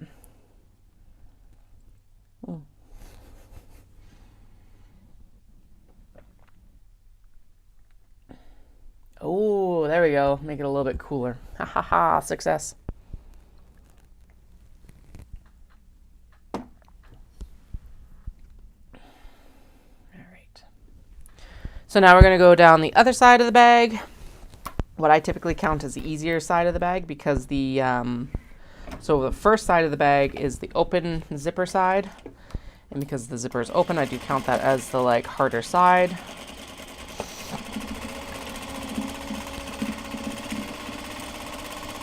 And then this is technically the easier side because, hi, the zipper is closed.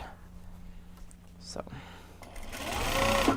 in Katie's ranking of random things, closed zippers are far easier to sew over. That doesn't mean that they're like super easy, but they're definitely easier than closed zippers. Sweet. It'd be nice if we got all of these. What time is it? Oh, it's only 2:30. Sweet. It's like, I always forget how drastic the light changes coming out of winter, like out of the winter solstice versus going into the winter solstice.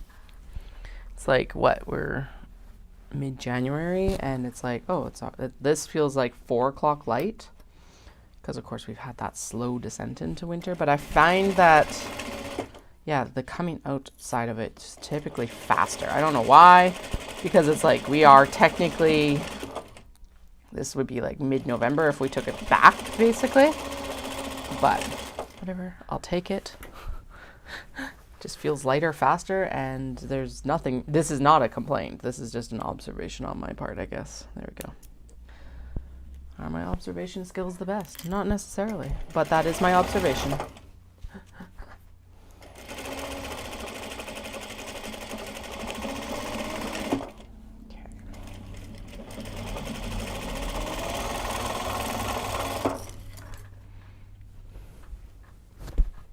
Hey Wendy, how are you today? We're back. The studio is in shambles, but I'm sewing anyway because I gotta. Well, the kids are gone, and we'll, yeah. There's already things to change about the setup that I have set up right now. I'm like, of course, as always, like, whatever, but it's kind of funny. I got the sewing machine moved under the window the other day. I was just talking about how glorious it is, because it's like, even with the blind closed right now, which is helping diffuse the light, obviously, and actually it looks like it's doing decent until you get to the back there. I can still have like a nice slant on my legs here. It's warmer. It's actually warmer than it was over, which makes sense in some ways, because the other set up the other way, I was like also kind of right by the door. Which, yes, I'm facing this big picture window. Could also just be because it's like only -2 here today, so. That doesn't have a factor at all. Anyway, yeah, I think I'm gonna swap the 2 desks that are like set beside, because then what I can do is I can put the larger, thicker desk. She's thick. Against the cutting table. I have not yet moved the cutting table out because I didn't get on this until Monday anyway, and I don't think I don't know if I can like shuffle the base by myself. We have AC. And the basement's usually pretty cool, and honestly, I leave the blinds closed for most of the day until sunset, basically. And so, like, this is going to be glorious in the morning in the summer. 2 windows open, blinds thrown open, and then we'll close the blinds as it starts to get blinding like it is right now. So, actually, it's not even blinding me, it's just blinding the desk. So let's open up. Because, like, so right now, because it's what, we just established it's like 2:30. Yeah, that's just starting to come in underneath the walkout. So in the summer, that'll probably be about the 11:30 noon time period, which is when I would close the blinds anyway. So we'll worry about that when we get there. All right, but that is interesting. Let's see if I can actually turn the, brightness doesn't do anything. Does it help? Turn the auto exposure off, turn the exposure completely down, and turn it up, and it's like, I completely disappear. All right, so yeah, so it is going to be hard to balance, which is interesting. Well, we knew that though. Let's reset to the default. Oh, it's very bright. So I'll turn the brightness down so you're not burning your eyeballs out, and then yeah, we'll close this a little bit so that it's not quite so harsh on your eyeballs, but it's still nice for me. Whatever. This still feels, because here's the thing is I can still look out to the mountains and everything like that. And honestly, when we bought the house, this was one of the like daydreams. And as the kids get older, I can supervise from inside the house as they play outside, because I've got 2 windows right here. 3 windows. So I am very pleased right now. Yeah, and then I'm gonna move the cutting table out probably when Dallas is home. And we're gonna shuffle a couple of the desks, because I did move. So I moved the corner desk in on my left-hand side, and then I have like a thin desk on this side. But what Dallas proposed, and I agree with, is set up like a packing table in the back, which means I only really have the big, wide, deep desk for that. And now I'm thinking about it. I'm like, we're gonna change this one over to this corner, and then put that thicker desk on this side, and then the smaller desk on the shelf, and that'll ease, because he was a little bit like, well, do you want this great big block in the middle of the room?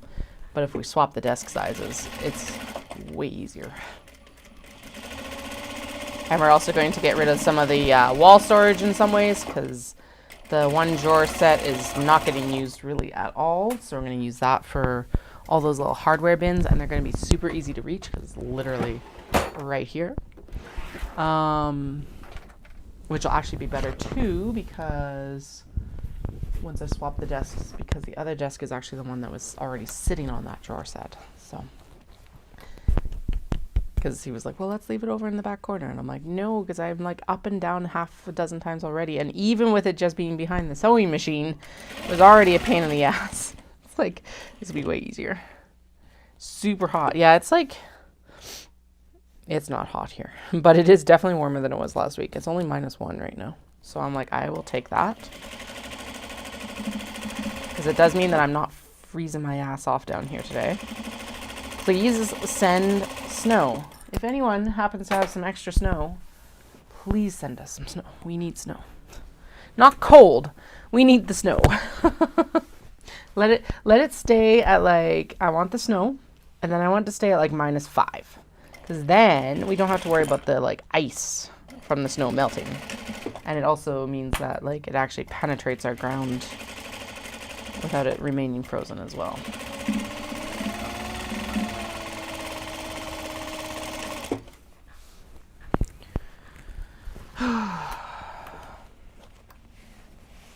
Oh, I was telling Andrea earlier that, so this is for Wendy. One of the stitch marker makers, one of her children. I think she's got a daughter. She's definitely got a son. I just don't know if there's more. Anyway, one of her children, is a flight attendant for Air Canada out of Vancouver. And apparently she's flying to like Japan 4 times this month. And so I told her, I'm like, well, if she ever like has the chance to take someone, I 100% volunteer. And she's like, cause apparently, and this makes sense. The mom doesn't want to go because she's like, well, it's like kind of useless. It's only 24 hours. And I'm like, I know very well how to use 24 hours in Tokyo. Oh, man. I was like, I volunteer. But then I was like, oh, but I need my passport. So I was just counting the days for how long it's been since I put my... there's glue all over these because I used them with glue the other day. Anyway, it's been almost 8 weeks since I put my application in, so it should be getting here within, like, I would imagine in the next 2 to 3 weeks, just because of the postal strike and everything like that, because I knew it was delayed getting out because of that. So I'm gonna say it's gonna be 8 to 10 weeks. I could actually email the registry and find out, but I don't remember the application number because I'm terrible. But yeah, it has to be soon-ish, I hope. So, also we totally misplaced some of the, I think we just ended up not sewing some of the handles. I'm gonna say that because honestly, with moving to the desks, I should have figured out where anything missing was, to be honest. Actually, that is a good point. I should still maybe shuffle the sewing machine so that the sewing deck is actually in front of the one window, because then we only have to close. Well, it doesn't matter because never mind. Mutter, mutter, grumble. I was just like, because then we only have to close one blind. But that's not how the sun works, so never mind. The sun's going to keep moving. Anyway, we're definitely still missing some handles. So we've got like 6 large box bags in timeout. Should I be concerned? Yes. Am I concerned? No. We'll get them finished later this summer because I'm almost certain that we're going to need another large box bag restocked before Knit City. So I think our goal for Knit City should be to have 750 to 1,000 items, just because. Why not? That sounds like a good number.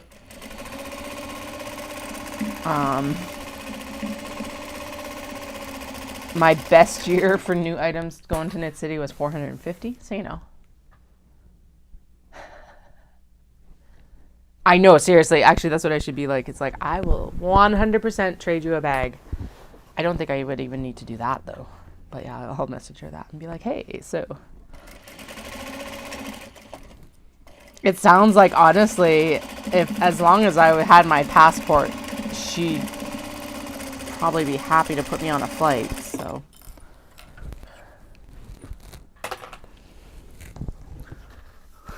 24 hours in Tokyo. Because, yeah, it makes sense for the mom. She doesn't, like, it would be her first trip to Japan. She does not want to go and just spend 24 hours in Tokyo. Barely 24 hours, because you land at, like, 5, and then you're flying out again by 6. So that means that you have, like, 20 hours in Tokyo itself. Now, however, the damage I could do in the fabric stores in 24 hours is insane. Even if I had to play, like, yeah, I wonder how that works.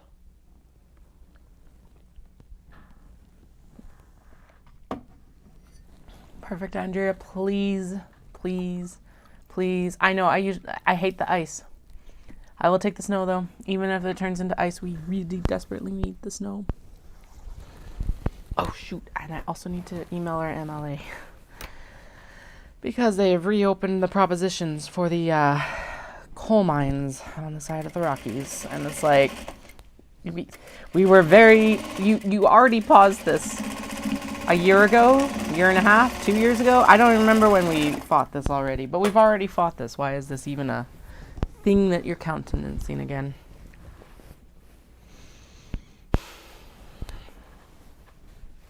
Speaking of snow. Anyway.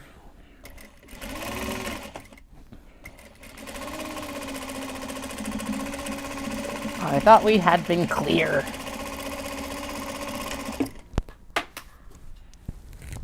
That clip went somewhere, and I don't know where. And that is a loose handle. I know that the bag is somewhere there though, so I'm gonna pop it on top of the phone there. That works. All right.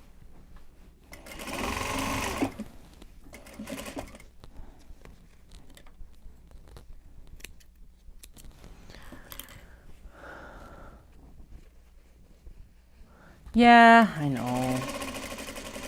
I should find out though, because it could be something like it could just be a standby seat. It might not be a guaranteed flight, but you would also be able to actually access that standby list. Hell, I don't care even if I have to pay for it, because I bet you it's at a greatly reduced rate. That's the thing. That's more what I'm looking for. I don't really care otherwise. Can you imagine if I just did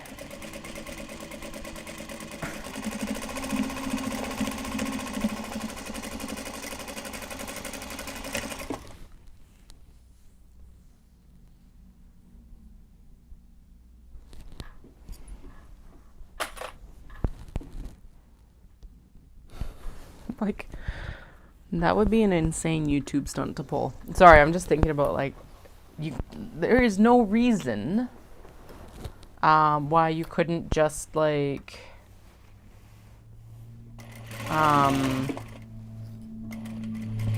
go to Japan for 24 hours, especially in my case. None of the shops open until, like, 11 for, the, like, Nipori. So it's not even like I would have to really deal with jet lag. You just fly in and flip and fly out. Huh. God, now it's got me thinking. No, I could do, yeah, because then you could just do it on like one of Dallas's, like literally fly in and out, and I wouldn't even be jet lagged. That is far too tempting. Oh, I think yeah, that was folded under. I don't really have the ironing station figured yet. I was going to put it on the desk here, but it takes up a lot of room with the steam press. So I'm thinking I'm still going to leave it just on that cart that it's currently on. And that is like one of the things that will roll over when we're like, so we'll press like I did for these guys a little bit just to keep everything like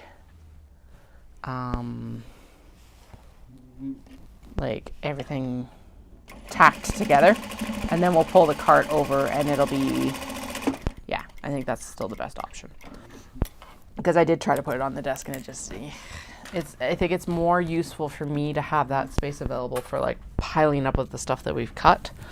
So that's where I'm leaning right now. The subject to change. Yeah.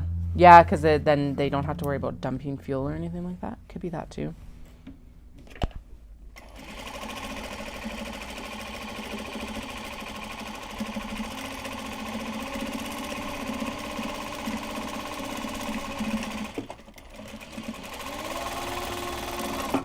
Damn, that's tempting though. 24 hours in Japan for my small business. I can even see the YouTube headline. Title. Be stupid and reckless and so much fun.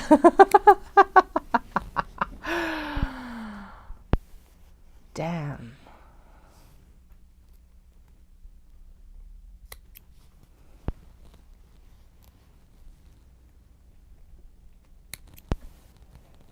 Okay, that needs to be resewn because apparently it got caught.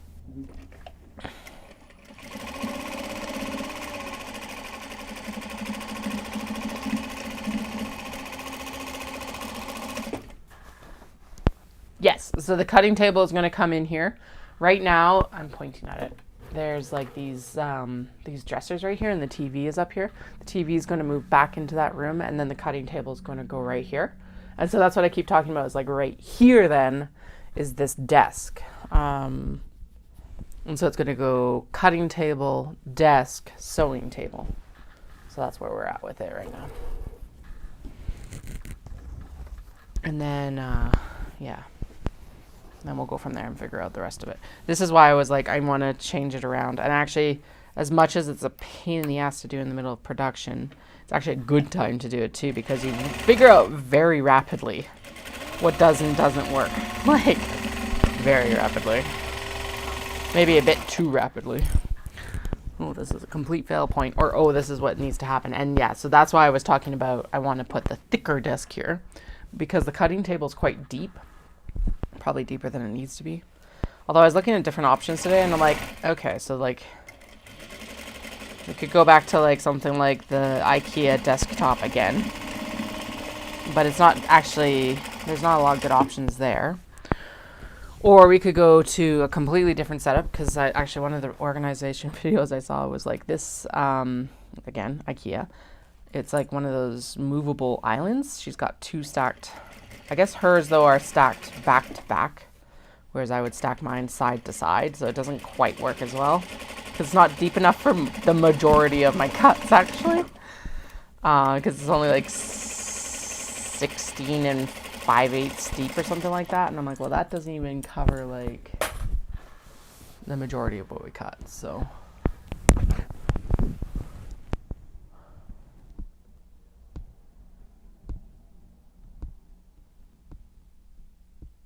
the only drawback to that is then the roll storage that we're going to prop against the wall would have to like stretch across half the room. Although it could go behind this, like the cutting table could go behind the sewing machine, which could work.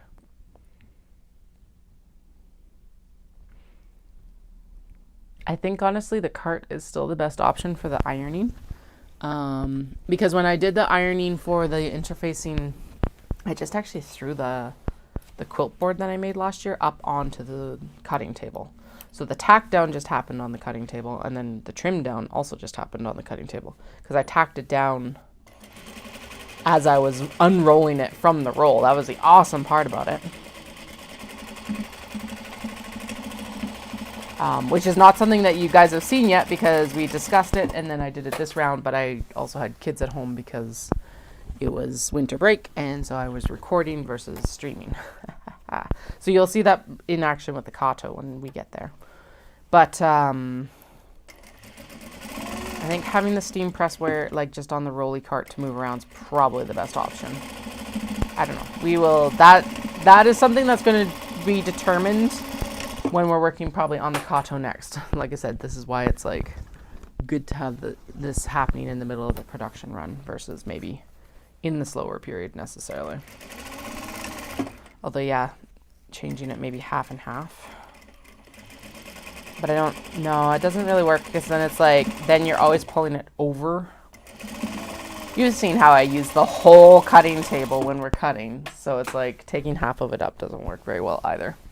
And it's like, so moving to a smaller table doesn't really work either, because we utilize the whole space when we're actually in the production run. The cutting run, I guess. Although I like the way you think. We'll see what happens. Who knows? I say this now, but in 6 months when it's like, okay, we need to reorganize this studio again.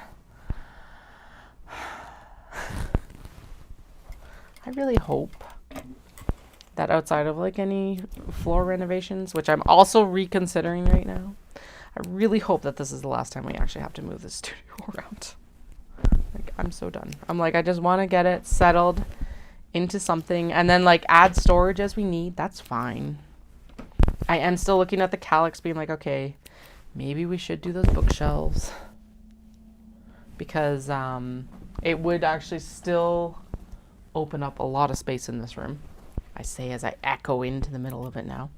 Moving it around like this has already opened it up significantly. So that is the nice thing. Because as much as I really liked where the sewing machine was, it did really cut the room up and break it up. So now it's just all cluttered because, of course, the kids' desks are in disarray because I had to move them to move other stuff. And they're still going to have to be in disarray for a little bit so that I can move the cutting table out before they go into the studio or into the bedroom. And then it was stuff like we'll pop the door off of the bedroom. We have to lock up the kimono and the obi because they're going to stay in the closet in there because that's just too good for storage for them. Like, I'm not moving those. It's also where my fiber is going to stay and stuff like that. The big thing I got to figure out, like I mentioned earlier, in there is what the fuck to do with all those paper sewing, knitting patterns and knitting books and stuff like that. Because, like, hopefully I eventually get back to knitting more. And if I don't, like, in 10 to 15 years, that's when I can really reassess them, probably. Maybe. Who knows? I don't know anymore. Okay, there's a random handle, which is actually that bag right there. Okay. Interior seams is where we're at. Okay, so we're going to go in. I'm going to fold this down, and we're going to go for the interiors. And then we're going to go. Yeah, so we're going to chain piece all of these. Second side will be easier because it's closed, and also because we will have popped both of the clips off. We're going to keep handles piling up here on top of the phone. Actually, no. Pull the phone out, and then they'll still pile up exactly there, but then the phone doesn't get buried.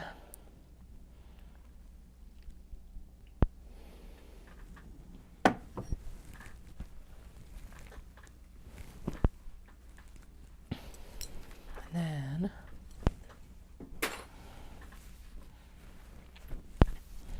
I'm nearly done the Nevernight Chronicles. It's going to be a wild and bumpy ride, I'm pretty sure, for the last little bit, so we'll see what actually happens. I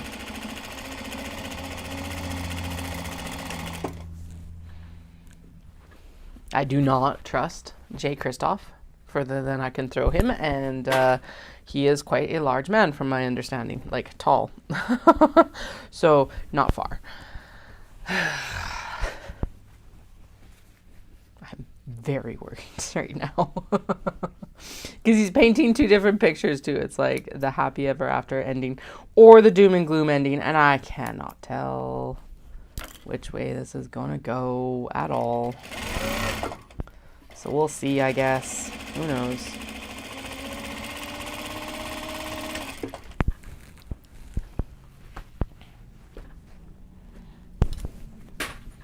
And once we have everything on the walls, and I have the cutting table out here and the back room clean, we will actually do a sewing studio tour. Because here's part of it, is I am actually digging into all the bits and bobs and the dangles and the dongles and the blicks.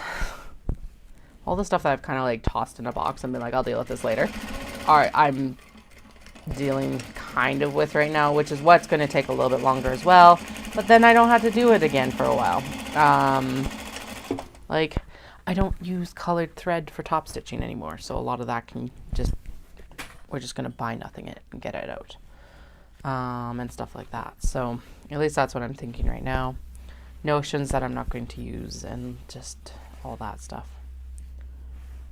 Have I missed it in the last 3 years? No. And probably for like 5 years before that too. So, and if I need to get it again, I can buy it again. Just get it out. Probably one of the big things is like, I'm just also partly thinking of like the amount of shit that is going to have to be cleaned out of my parents' house by my brother, and I do not envy that. So I'm like, let's start, like, again, I don't care if we keep it, we gotta know what it is, where it is, and stuff like that. So it's like, I know I'm not going to use colored threads anymore. I'll probably keep the metallic threads just because some of those will be fun for the wallets and stuff like that. So that one makes sense for me, especially now that we figured out how to do the filament thread. But like, I guess, or I'll figure out what the project is, because I just realized I've got a bunch of skirts to sew, and the pink thread would be good for the top stitching on those. Never mind. So yeah, so like, that's the thing. Rediscover, figure out if there'll be a use or not, and if there's not, get rid of it.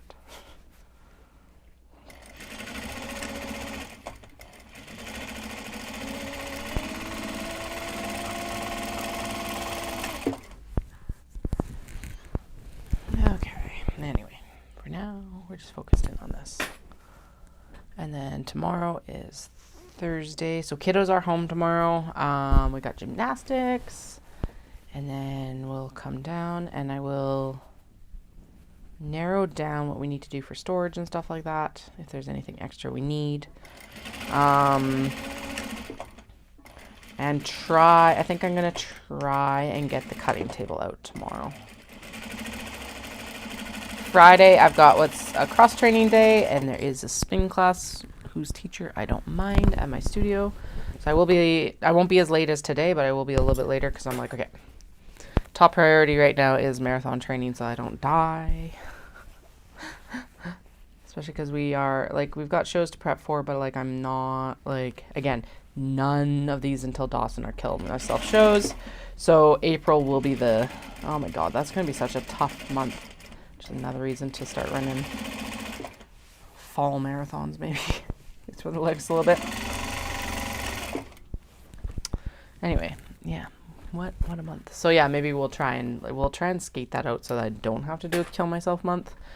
Just so I'm also sleeping while I'm training, or like the hardest of the training, longest of the training. Actually, that was another big step today. Even though I was on the treadmill, I did not hate running for nearly 2 hours today. I was like, yes, okay, I can get behind this. And actually, that's a good predictor that so I wasn't, yeah. Anyway, by the way, Calgary has a 6.5 hour cutoff, so that means that I do have to be back within the 6.5 hour cutoff. And I'm like, all right, I think I can do it. Hopefully I can do it at this point. Dopey was 6:47. So I think I've shaved 17 minutes off my time. And that included wash and breaks and everything like that. So here's hoping.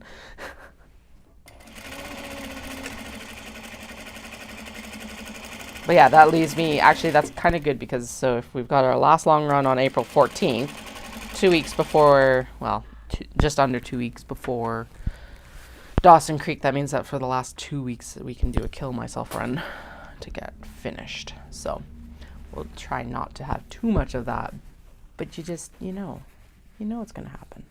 I know it's going to happen. And Dallas will be home for the last few days right before Dawson, so that means that he can take point on the kids for the last 4 or 5 days. Which is awesome because honestly, even with the kids in school and stuff like that, doing the mental shift can be rough sometimes. And then the last thing I need to figure out is when I'm weight training because I need to strengthen my hamstrings.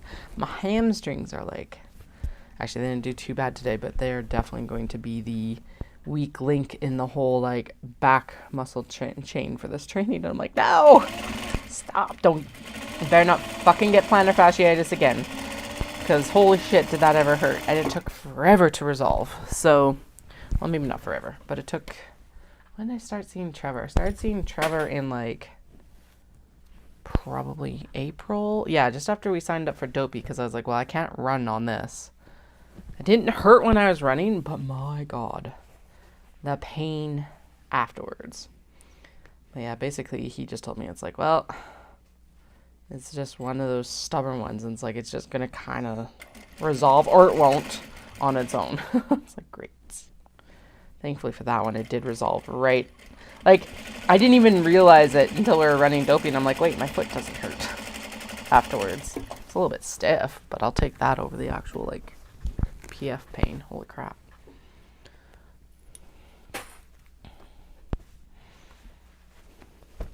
Anyway, so that's the one that we're going to try and avoid.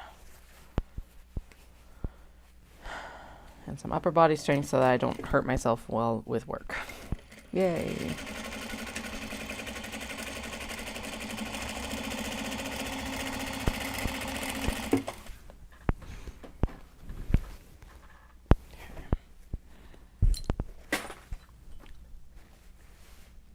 Yeah, so actually it's a shit ton of stuff. It's prone leg curl, so you lay down.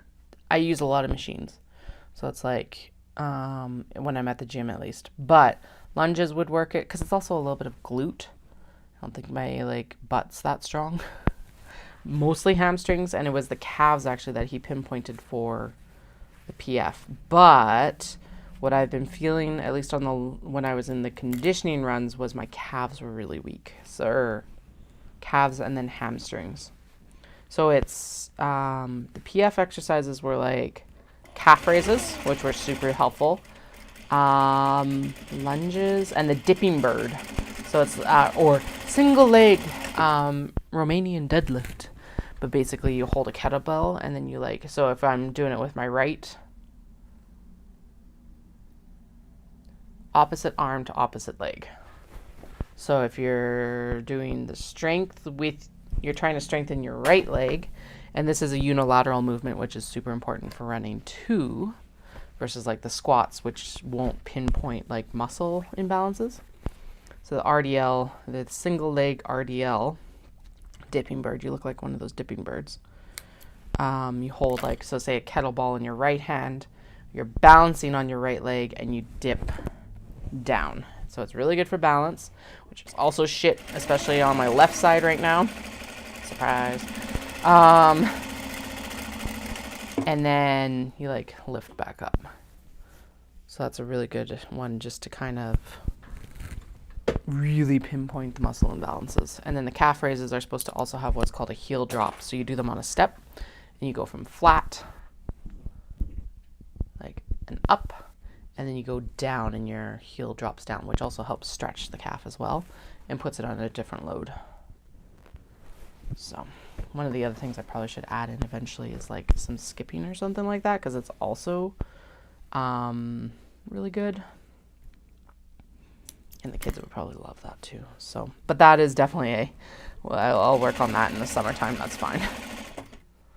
But yeah, so the general strengthening for me, if I'm doing it at home, I do walking lunges because they're unilateral, or a like standing in one spot lunge and just one leg forward, one leg back, and then up, down, up, down, up, down. And then sumo squats, which are really good because they like, I find that my ankle agrees with that more. My right ankle's still really tight from having broken it.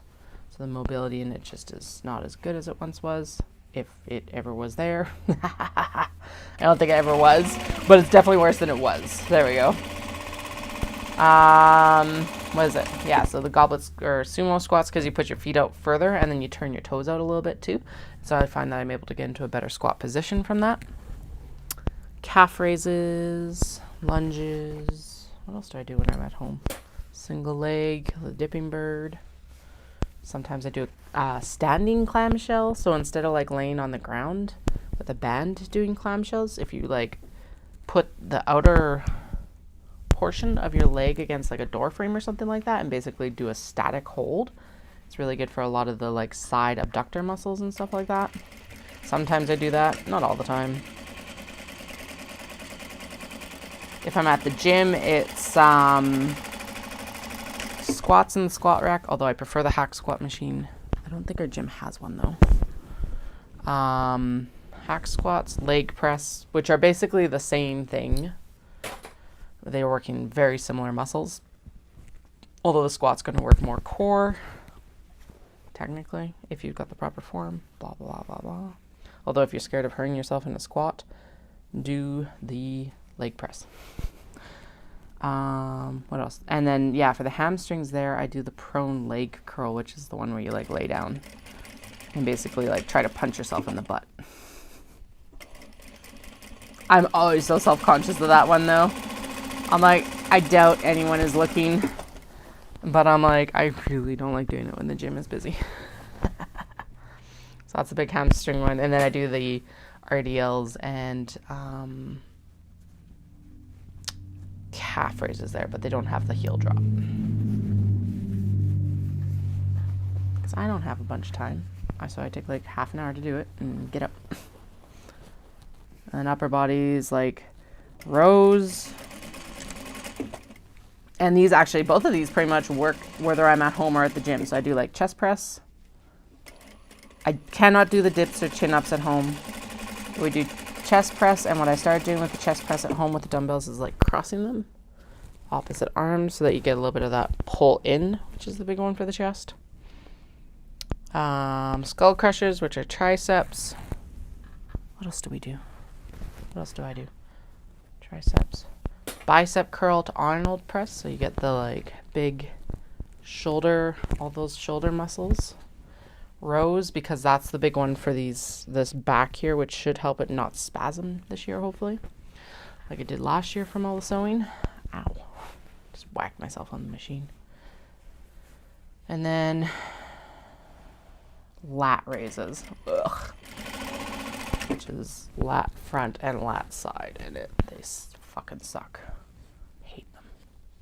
Anyway, the big thing I do need to add into any of these, even the like leg days, I need to figure out some core exercises that I'll actually do. Although I think what I'm going to do to try and get more core strength is not necessarily core exercises, but more yoga, because that is core exercises, essentially. So this one also, oh, there's the handle. Okay, I'm like, this one also doesn't have a handle, but it's right there. We're good. So yeah, there we go. That's my rundown. Now I am mostly following a program that I did actually have a personal trainer when I was just out of school, but the program that he created is mostly for cross-country skiing. So I've adapted that program and changed it up a little bit as like the years have gone by, and then mashed it up with some of the stuff that I see on social media, because some of it makes sense. Lots of it does not.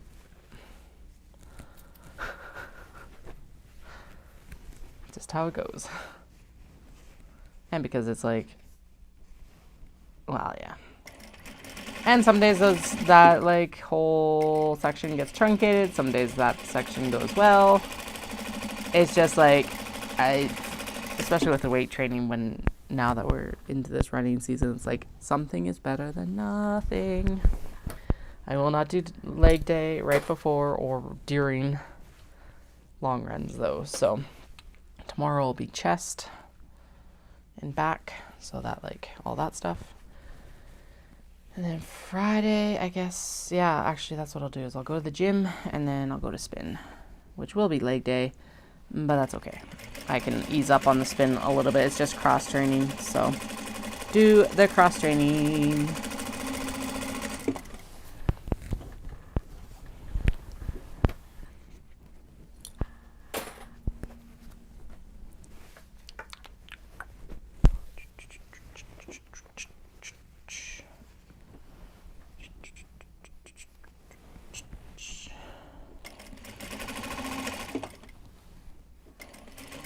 So we did try to watch Spirited Away the other day with the kids. Didn't go. And actually, honestly, I have not watched it in like, yeah, it's been a while. I have not watched it in a very long time. So, because I don't remember when it came out, but I don't think I've watched it since it's come out. Anyway, which is probably close to 21 years. 2004? 2004 sounds right, and also sounds too late. Might have been 2001. 2002? It's when Lord of the Rings was coming out for sure, so I think it was 2001. 2002. Anyway, a long time. So yeah, I didn't remember it being as scary as it was. But yeah, no. We stopped it. They did really well with Kamaji, the Spider-Man in the boiler room. They were scared of the soot sprites. And then we stopped it right before, like right when we met Baba, the bathhouse grandma. Because that's when they were just like, we're done. And it's like, yeah, fair enough. So Dallas and I finished that on Monday. Howl's is still my favorite.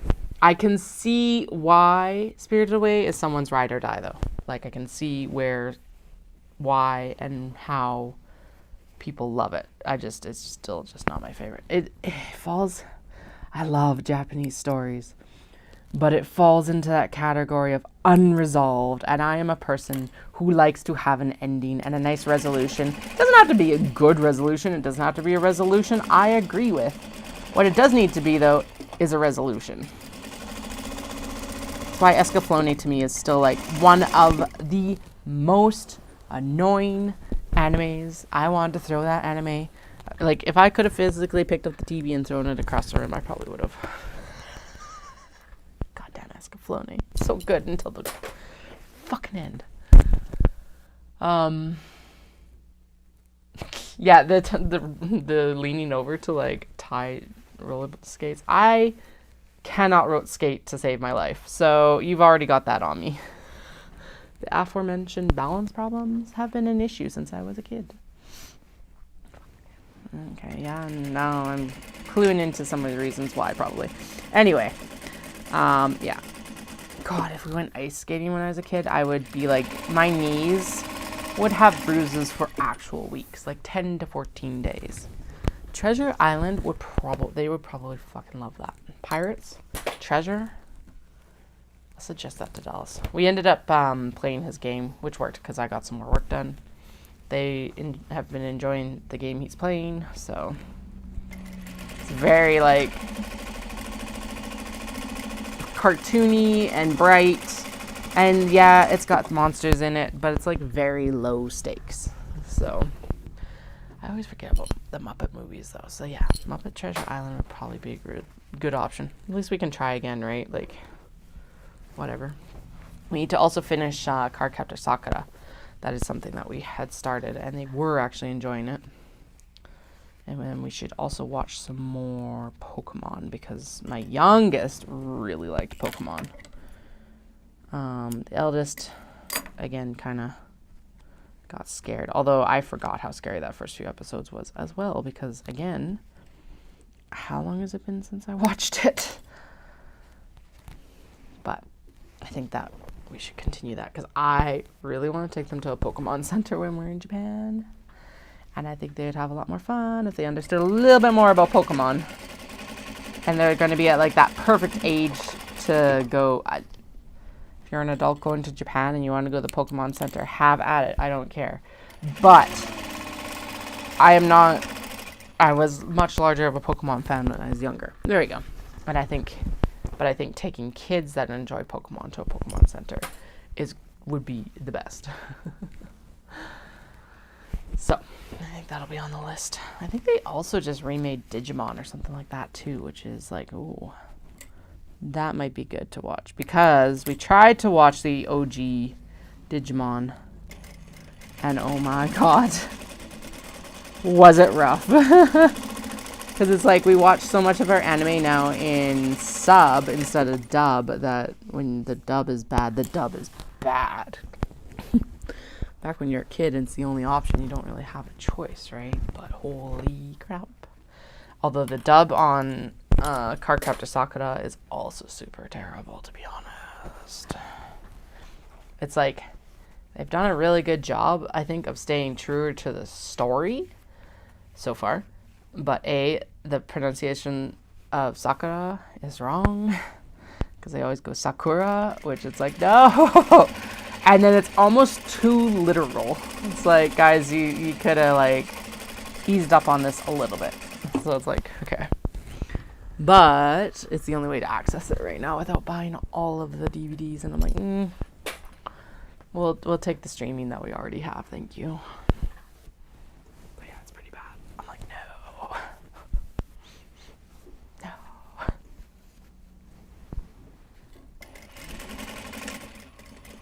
Sakura. No. Anyway, but at least they're enjoying that one. So yeah, we should finish that. We need to actually get in and finish some of the other anime before we get spoiled. Like Attack on Titan. We haven't finished that yet. Because it's also, by the time the kids are in bed most of the time, we're both so tired that you don't want to sit down and read subtitles necessarily. So maybe we should just take a chill day one day and watch a crap ton of anime. Actually, especially right now because it is winter and it's not the nicest outside. Well, it is far nicer this week than it was last week. Because of course it got down to minus 15 right before a show. And I know that usually doesn't keep people in, but it can. It's like, now it's nice. This would have been the better weather to have on the weekend and then have the minus 15 on frickin' Wednesday. Okay. So The machine does actually need to be pulled out a little bit because that's getting too close. But you know. Okay. We're going to trim all these apart and then we're going to sew the other side. And then it's 3:15. I need to go get medication for Flynn at the vet, and that is far easier to do before picking up kids because it gets crazy getting out of there afterwards. I don't think there's any other real errands. Actually, I could go get the stuff to make the blended oats and then actually make blended oats tonight. Okay, so yeah, maybe I'll head out at like 4:15 or so another hour of work. And then we'll be back on Friday with a longer work day because I don't have as intensive run that I'm going to procrastinate on.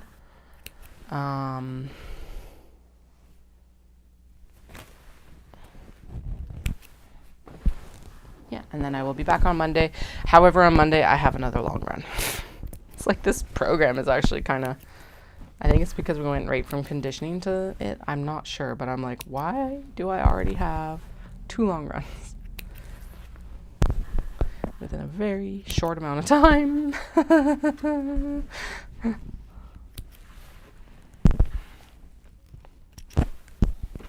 And then tonight, once the kiddos are home, we'll get get a little bit more work done down here. We'll assess what I actually want to do for storage. If I need to go for storage or if I just need to go for the desk connector. I would prefer just to go for the desk connector. I might also just decide to do a walk around in IKEA and see if anything like I'll make a list of kind of what we need to do. Figure it out from there. Don't know. We'll figure it out.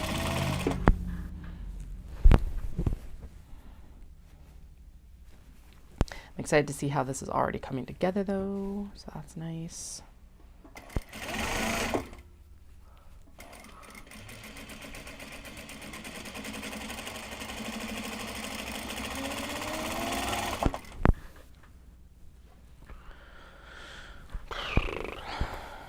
Yeah, and then, so we'll try and get as much of this done as we can today.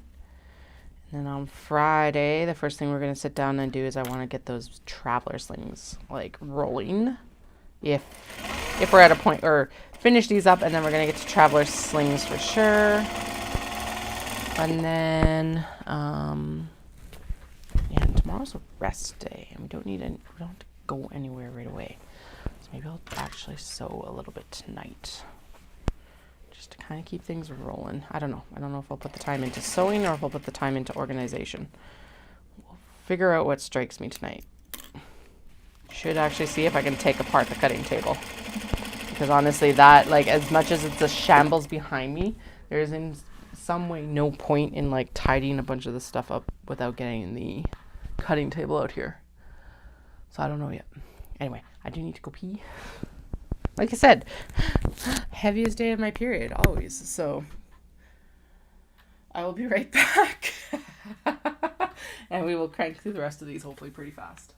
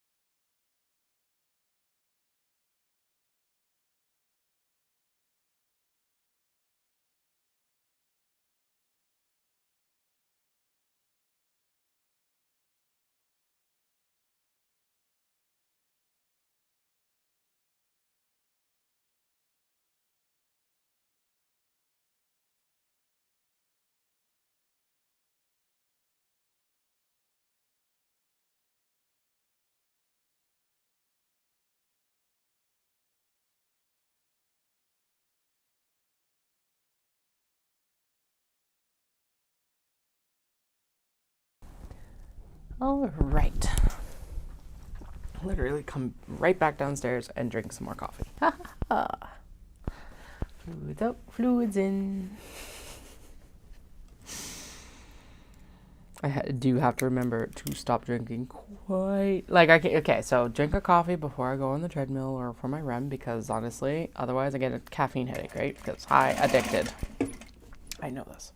It's fine. But do not sit down and drink the 2 massive mugs of coffee that I did this morning, because that was part of my issue.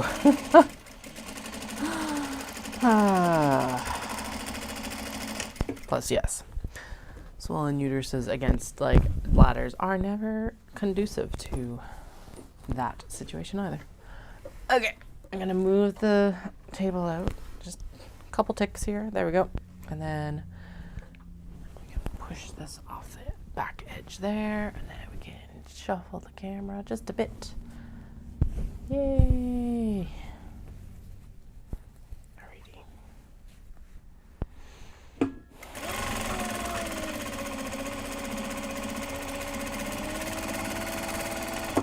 I was like, well, we can do this and then we can start sewing the box edges, but we cannot start sewing the box edges yet because we will need to get all those whole, the interior to exterior lines sewn as well. Okay. Bobbin in. Bobbin, bobbin, bobbin. One thing I definitely need to do is I need to clean our windows because they are disgusting. Although now I gotta wait because it's well, I probably could do it at this temperature, but we're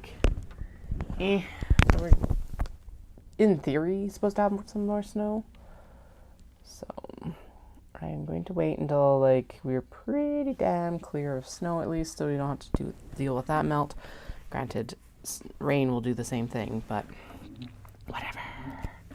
We'll clean them when it's warmer outside.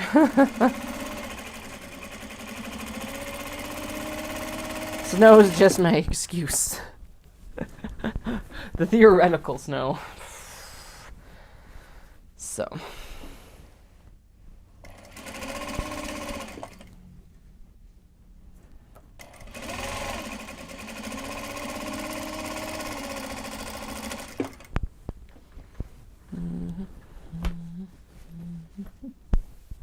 Flynn's done really good. He did give himself a good scratch when we first took off the cone. But now he's just chilling, snoozing. I'll put the cone back on before I leave.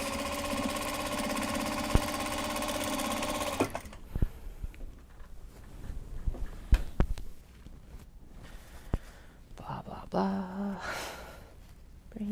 Brains just left my brains, or my head.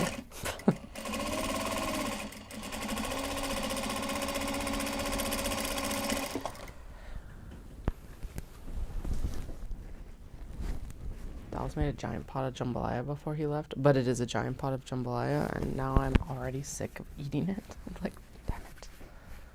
But I had it for dinner last night, which is fine, whatever, and then I had it for lunch this afternoon, which is fine because I made it with toast to do a carb reload after the run. So more, even though with the rice it had quite a few carbs, I made it with the toast because it basically was a sloppy Joe. Yum, yum, yum. Or chili, sort of. Anyway, chili and toast is one of the best foods combos. I think mostly because of the butter flavor on the toast. Anyway, but now I'm I really don't want to have that for dinner as well. Guess I'll keep it for dinner for tomorrow night, and I think most of it's gone, which is good. Dinner for tomorrow night, quick lunch on Friday, and then it will all be demolished. But yeah, fingernails breaking off.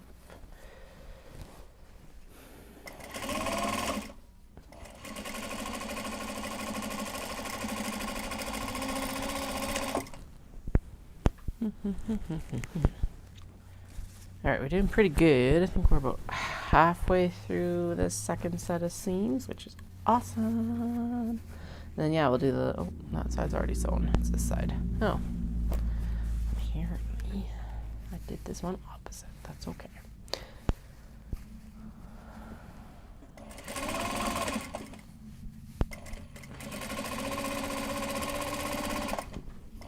Actually, yeah, we'll focus in on the mini. So we'll finish up the large box bags because we still need large box bag stock.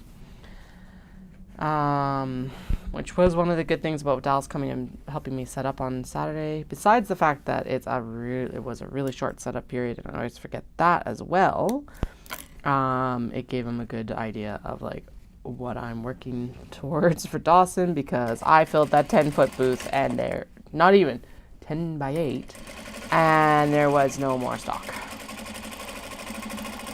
There's a few more table things, but the problem is that there wasn't enough room for a table, but that's not going to fill 20 feet at Dawson even. So anyway, now he knows kind of where we're at, or where I'm at.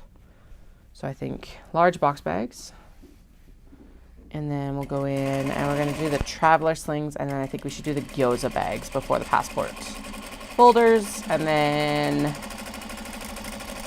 yeah, that'll be good for ancient arts. And then we'll go in and we'll also try and finish up the reversible drawstring bags because they're like this close. Maybe we'll even do that between, actually if I finish sewing them, that's a good carry upstairs project to pull ribbons on them next week when Dallas is home.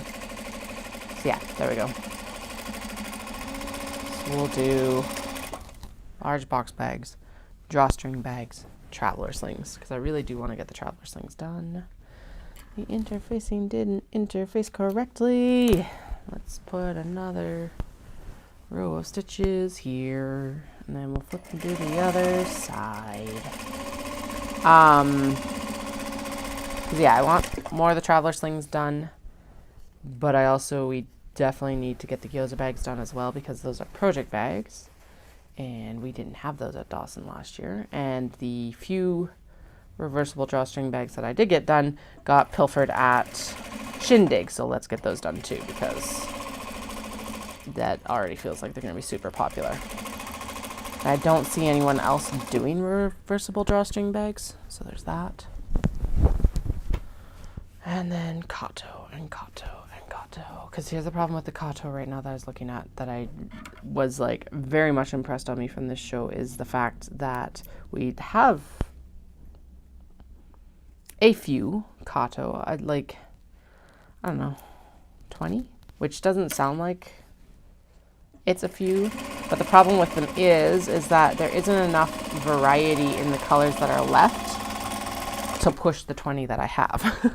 And I find that this does become a problem, and why I was oh god, there's only 3 large box bags left, besides the fact that there's only 3 large box bags left, and I did not sell even 3 large box bags at Airdrie. But you only have 3 left. They were all very similar patterns, and they were very similar colors. And so they just, if you have nothing to really contrast against that, they don't sell well. So that's where we're at with the Kato, because I don't think I even sold a Kato on Saturday. What did sell on Saturday? We were down 30% over last year, which is significant, actually. This has never been, like I said, like a right home show, but it's always been a nice consistent show. So that was quite a bit for it to be down for me, because it's just been a nice tick along. This is about what you can expect from its show. Get it though, 100%. But yeah, what did I sell? I sold actually quite a few of the kits, which is kind of surprising. Not super surprising, but kind of surprising. No tote bags, lots of scissors. What else did we sell? We sold one of the gyoza bags. What did get bought? There's nothing really notable. I think I sold, I did sell one of the large box bags, the Bow Wow dogs, which is good, because I was I focused in on the dogs and the cats. So I'm glad one of the dog bags sold. Yeah.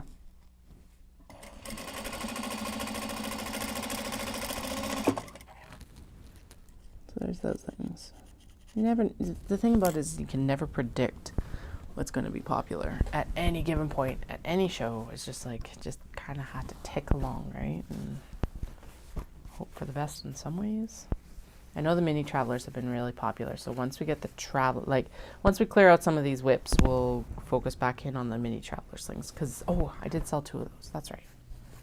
So I've got like 9 on hand right now, so we do need some more of those. And actually, I'll focus in on those for the retreat if I can. Because for some reason, I feel like that is a good group for that. Because I have a feeling a lot of those women have, and crafters, they're not necessarily all women, but I have a feeling a good part of the retreat goers will be travelers. So, because I did have that at Airdrie, and everyone's like, what is it for? And it's like, there were a lot of people looking for water bottle, or like assuming that they're water bottle holders. So I think we really do need to pursue a water bottle holder this year. I've got the waterproof nylon for it, so I may as well.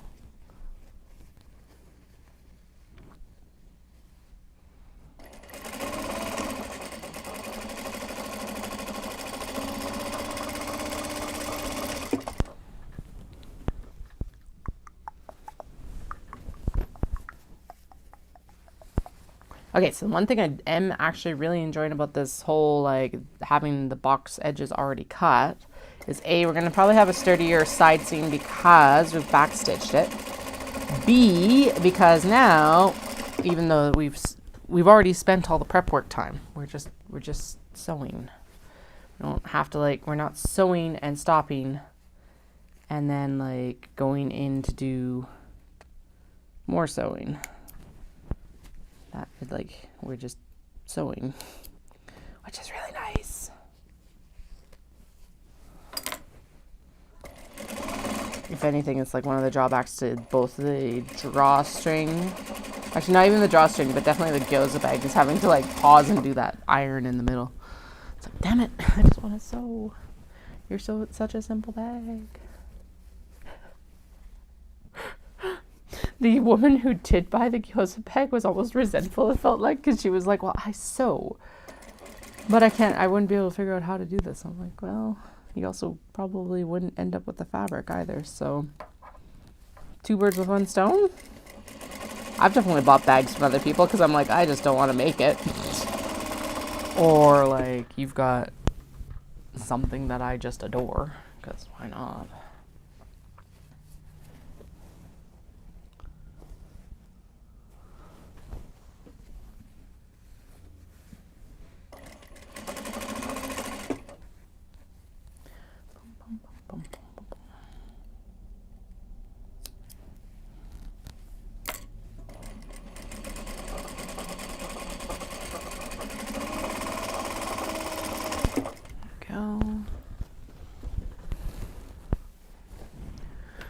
Okay, we're almost back to the bottom of the bin. Yay! Okay, so and moving the machine out is good because it means that the whole stack is just smoothly flowing through here.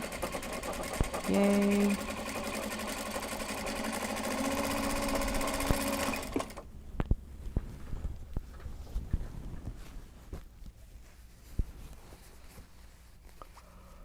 And actually, after all of that, so everything that I've just listed, we'll do tote bags. Yay! So enthusiastic.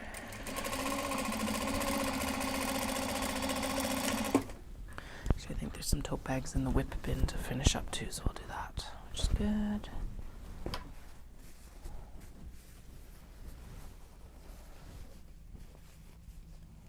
And then, for Omatsuri, we'll prep Sheena.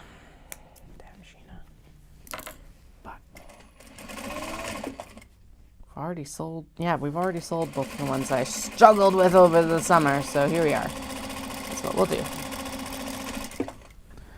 Sheena, Sheena, Sheena. And then those will come with very much the swear warning. Sheena swearing days. So I think we'll aim for 4 to 6 of those. And maybe to boost it, maybe what we'll do is we'll finish off the ones that are like mostly ready to go, but need maybe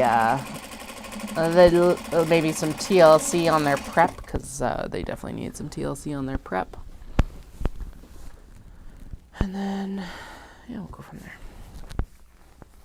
because we have a whole list, right? I wrote down, I think, or we figured out where a lot of the Sheena cuts were even coming from. So back when we were doing the whole Obi tour, and I think I was smart enough to write everything down, not just what we were trying to work on for the fall. I hope. I say that now, and I'm like, did I? But did I? I don't remember anymore. I don't want to have to go trawl 6 hours worth of footage again, though, either. Ew. And then we're not even going to mention the fact that tax season is upon us as well, and I should probably be working on... I'm like mostly done my receipts as far as I know. I got to do my cost of goods sold, which is not too bad, but it's also not too much fun either.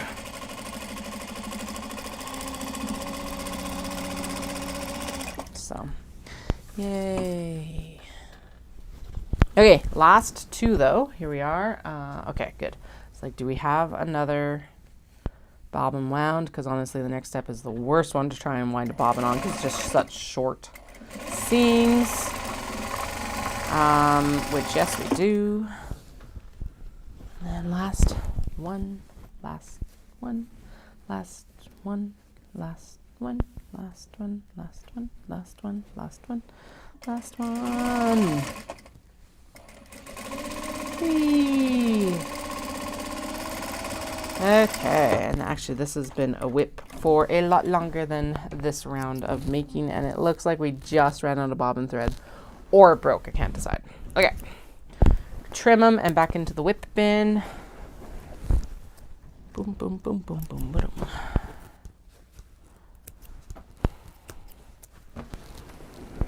Oh. By the way, I may or may not have found a rotary iron. Hilariously enough, through my Buy Nothing page, I did chat with her earlier to find out, because she's like, come on over and we'll go. Because I was like, I'm not going to take it if it doesn't work, unfortunately. It's like, it has to work. But, and it's, because it's also, and I got to see actually how large it is, given all of this finagling with space. But, if it works, that will be amazing for when we actually have yardages from Japan to iron. Heck, it might even be good for doing some of the obi and stuff like that to kind of try and help air it out. So,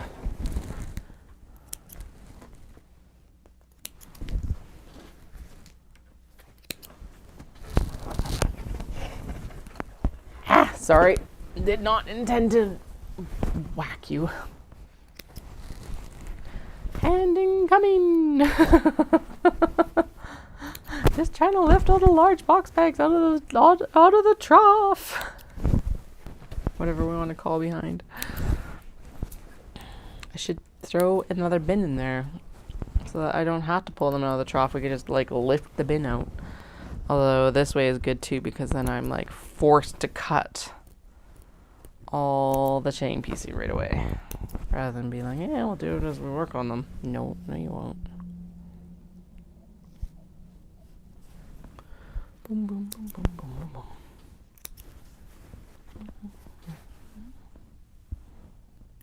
Okay. Now we go in. Okay, gotta go in and check the bobbin. Let's see, did it? Okay, it just broke. It's not. It tells me. Whee! Okay. Rewind the bobbin. What is today? Today's Wednesday. I keep losing track of time. It does not feel like Wednesday. I don't know what it feels like, but it's not Wednesday.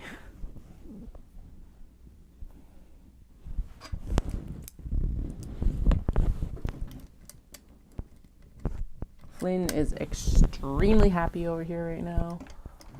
He's got like a heating pad. We will have to like leave space for the actual cat tree somewhere. It's actually in a really good spot right now, which is right in the window because of the smaller table, but I think we'll still have room for it once we shuffle everything around. It'll probably end up on this side though, to the right, which is fine. Really doesn't, that part doesn't matter. It just has to have a space because they have had a cat tree in a window like this window specifically for longer than my sewing machine has been here. So that needs to be part of the plan. It's a big ol' thread jellyfish. Okay, let's just double check this. Good.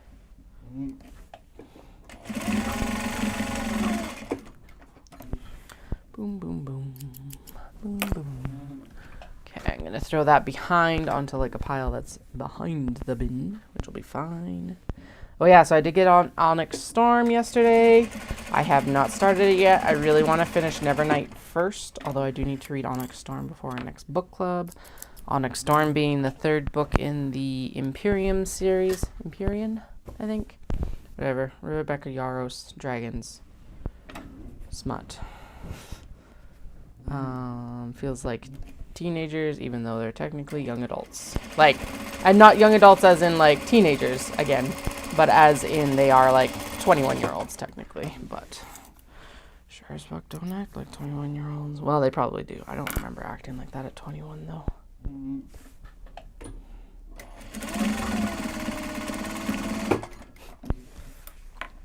Anyway. Apparently it's supposed to be a 5-book series. And I honestly don't know if I have it in me to do 5 books. It's that's gonna hinge very heavily on how this third book goes down, because upon the like re-listen to the second book, I was highly unimpressed. First book, loved it actually. Second read through, it was really good. Second book, I was just like, this conflict is just so juvenile. I think honestly in some ways, and I think I've said this before, but I think in some ways it would have made a better YA series than an adult series, to be honest. Or like that new adult, so maybe not quite as open door sex basically. Skip that part. I think it would have made a better new adult series than what technically counts as adult. But I guess maybe it's appealing to that younger crowd. But everyone that was at book club is like my age or older. I think there's only a couple women that are like under my age, and not by much, like early 30s versus mid 30s. So I don't know. Still don't know. We'll see. If you love it, have at it. This is just my opinion on it. I understand how it can be popular, for sure. I don't know. I don't know. Like I said, it's mostly the conflict wasn't conflicting properly this time, I think. She's so whiny. Like, the main character is so whiny. And it is a little bit of like, the author has admitted that the character suffers from a similar condition to her, which is EDS, or Ehlers-Danlos syndrome.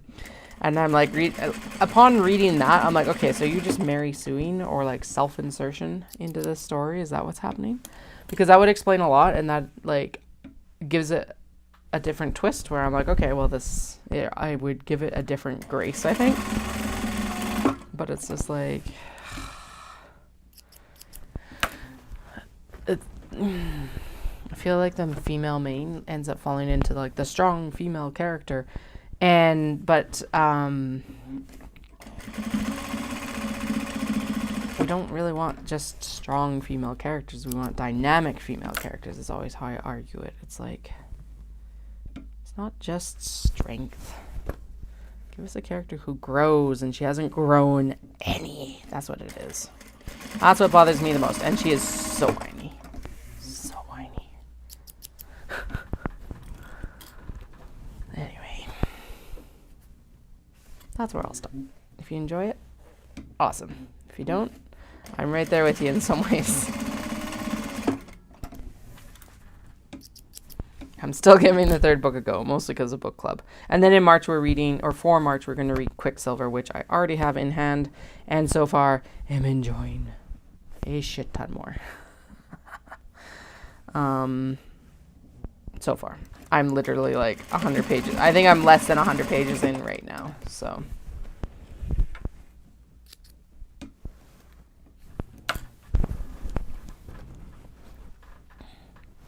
Nevernight, though, is definitely one that I'm enjoying. Definitely adult. It is teenagers. So there is some whining involved, but it is a lot more forgivable. Assassin Cult.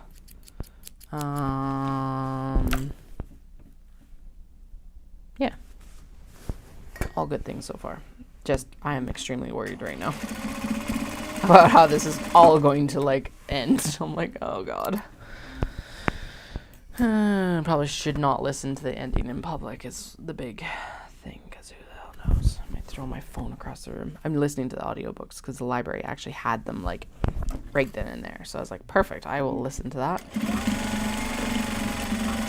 Nice palate cleanser after Iron Storm, that's for sure. Oh, and I think that was the other thing, is it's like the second book for me lost a lot of reread value because I knew the ending and the twist of the ending.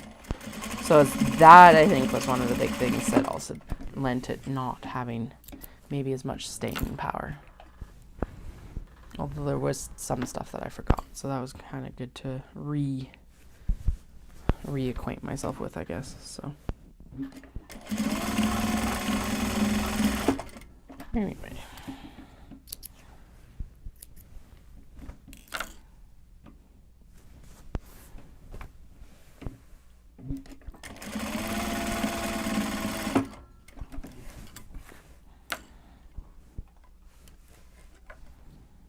Okay, that feels like it was getting caught up, so let's pull the bobbin. It's because it is going to get caught up. Apparently this bobbin was loosely wound or some whoa. Okay, what happened here? It's like it almost got wound underneath. Wild. Okay. Let's see what's going on here.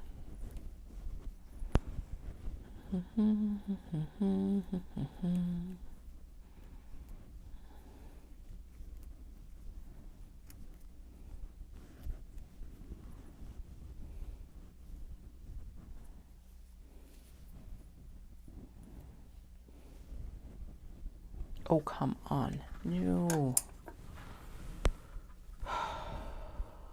Okay.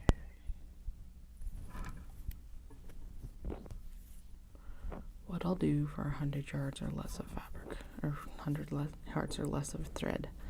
God damn. It's like caught in the middle. Shit. Problem is that I still need the bobbin. I need to buy myself some more industrial bobbins, I think. But I still don't. I should just take. Anyway, it's like I don't know the sizing on them, which is also true. But what I should do is I should just take them in, and I'm sure my supplier can help me. Hey, fixed, right? Yes. Okay, good. Oi, oi, oi. Oi, oi, oi.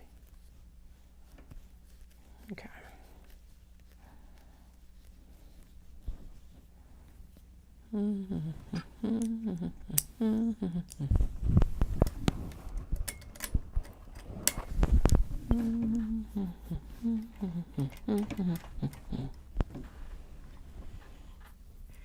Okay, good. Next.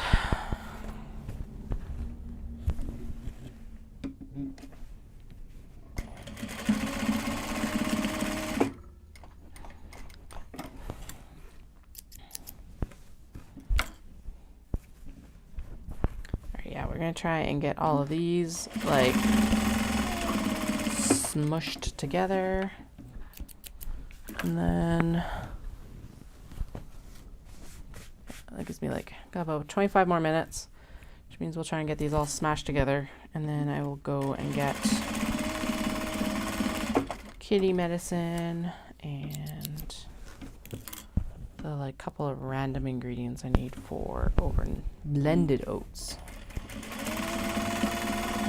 I think is mostly just tofu and what did I say, Greek yogurt, I think is the other thing I really need. Because we've got more protein powder because it was on, like, it was 25% off at Costco last week. I'm like, oh boy, yep. So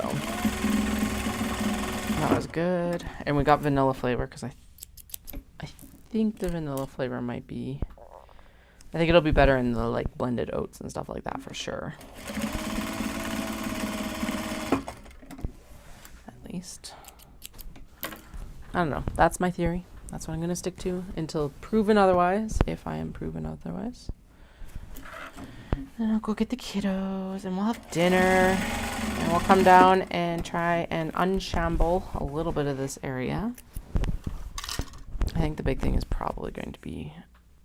Well, I got to move this that big wire shelf out of here. Which means disassembling it, which means I got to figure out how to take it apart. Yay! Ooh. And what else? Yeah, take the shelf apart. Even if I just take it apart and like leave it down here, that's fine. It'll be better. I need to empty the pink shelf and put it up, which will also like give me a bunch of space. But the problem is that I need to then clear space for the stuff that's in the pink shelf. So that should probably be the first step, because I have the desk, or I have the shelf where I'm going to put, or I have. Yeah, I gotta clear the cubes, but I have the shelf where we're gonna put all the packing stuff. So there's that, at least. It's just, yeah, it has to be fairly sequential steps because there isn't a lot of wiggle room down here. And the big one is, it's all kind of waiting now on being able to get the cutting table out of the cutting studio. But I guess I can pick at the other shelves and stuff like that while we're waiting to do that. There is something to be said for that.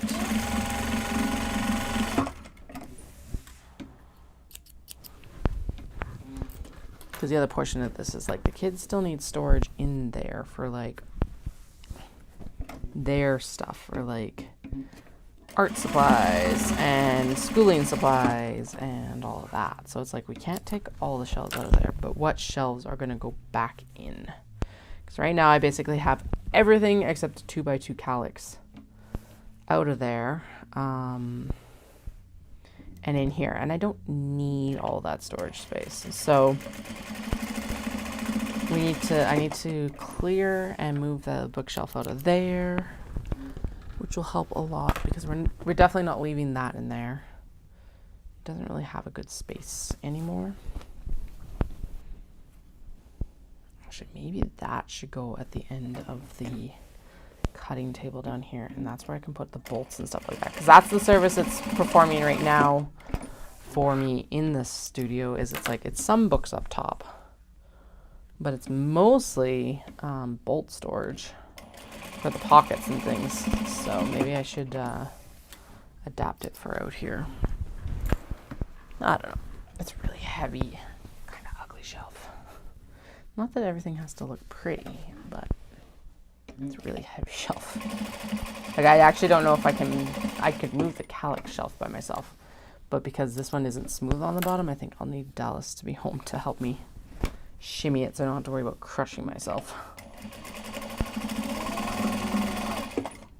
Oh no, we don't want to put it on the end of the cutting table, because one of the benefits of putting the cutting table right here is the fact that the roll holder that we're going to prop against the wall can be unloaded and loaded from the stairs, basically. And we don't have to worry about like maneuvering around shelving or anything like that. That's right. That was one of the main perks of putting it here. Because Dallas is like, why aren't we putting it back there? And I was like, because if I were to put it back there again, the orientation we would need to for the roll holder, I would always be casting a shadow. Because of course I would have my back to the windows. And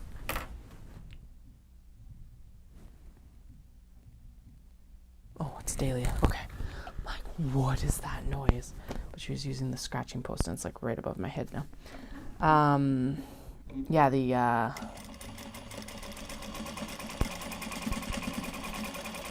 oh, I don't even know where I was. That cat scared me so bad.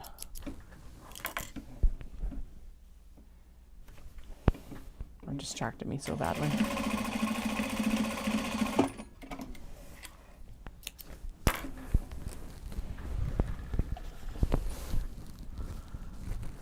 What an essential step and tedious this is.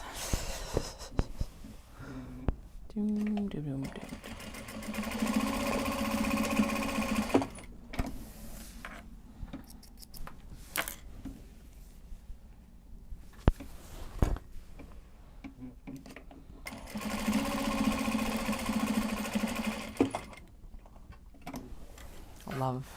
for you that you can't even see the white fabrics, because of course you can't. Oh. And if you're watching on closed captioning, that was sarcastic. I don't actually love it for you. That should be a bit better though.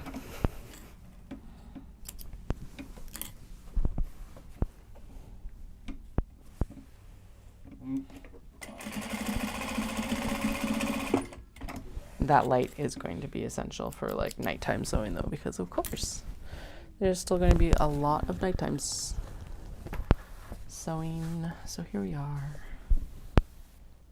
Doom, doom, doom, doom, doom.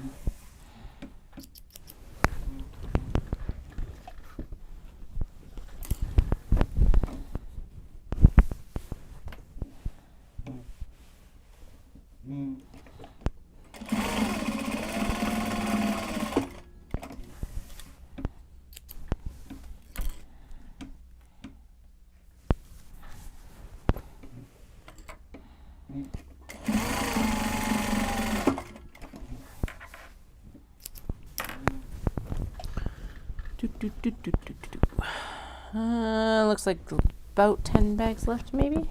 I can see the bottom of the bin, but that doesn't mean much sometimes. Postal animals, and that I think was the end of the bobbin. Officially, not broken. Yep. Good. Now, did we get fully sewn? We did. Okay, cool.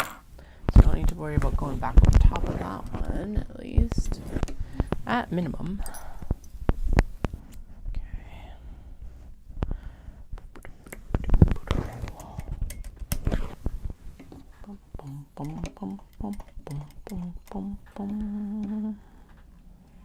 Pull the bobbin thread out. Cool. We're going to pull this and we're going to put it into the bobbin. Put it in the bobbin. Yeah. Okay, there we go. Turn. So.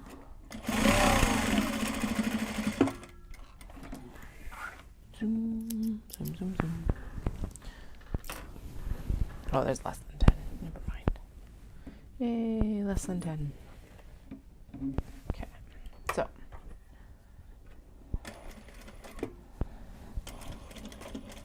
Okay, good.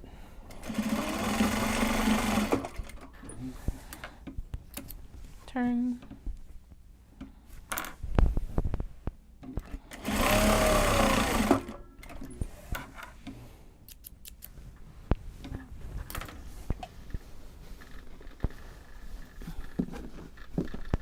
Doom, doom, doom, doom, doom, doom, doom, doom, doom.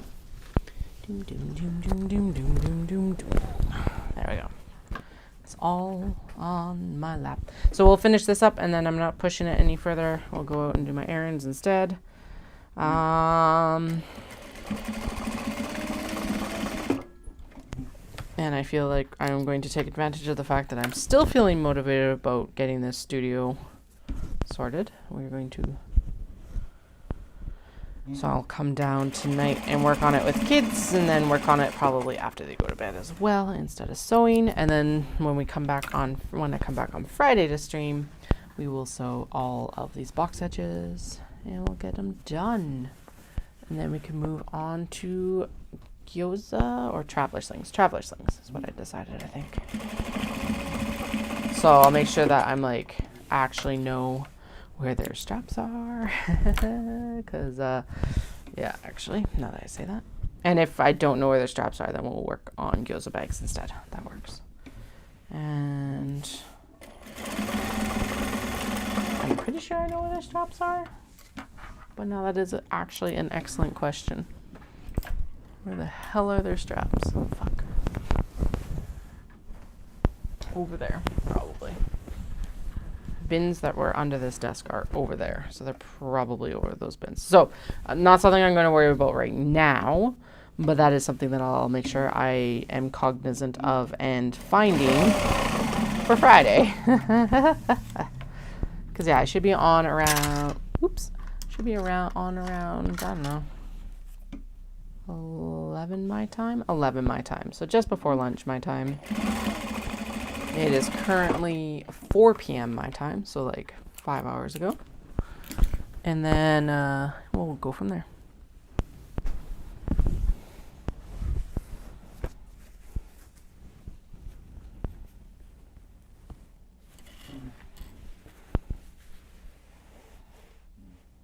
Don't be surprised if some of these are done. I might still come down and sew these tonight. I don't know. Kind of nice to just get large box bags done today. If it weren't such a nightmare to get down from the area the vet is in, I would go pick up the medication after I pick up the kids. But it is actually like, takes up to 45 minutes to get out of that community at that time of day. So we're just not going to play with that. Not worth it.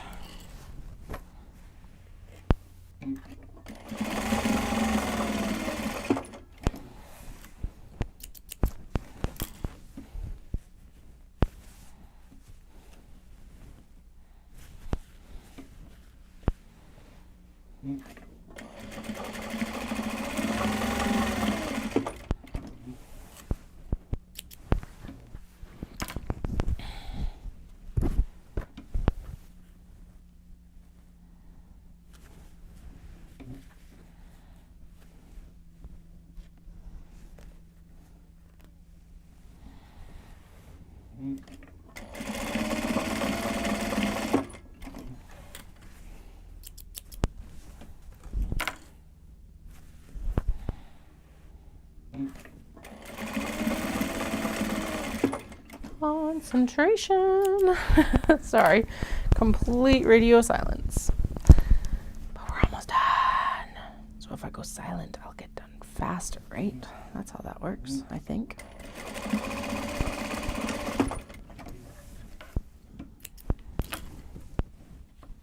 %100% how it works. Secrets of the trade.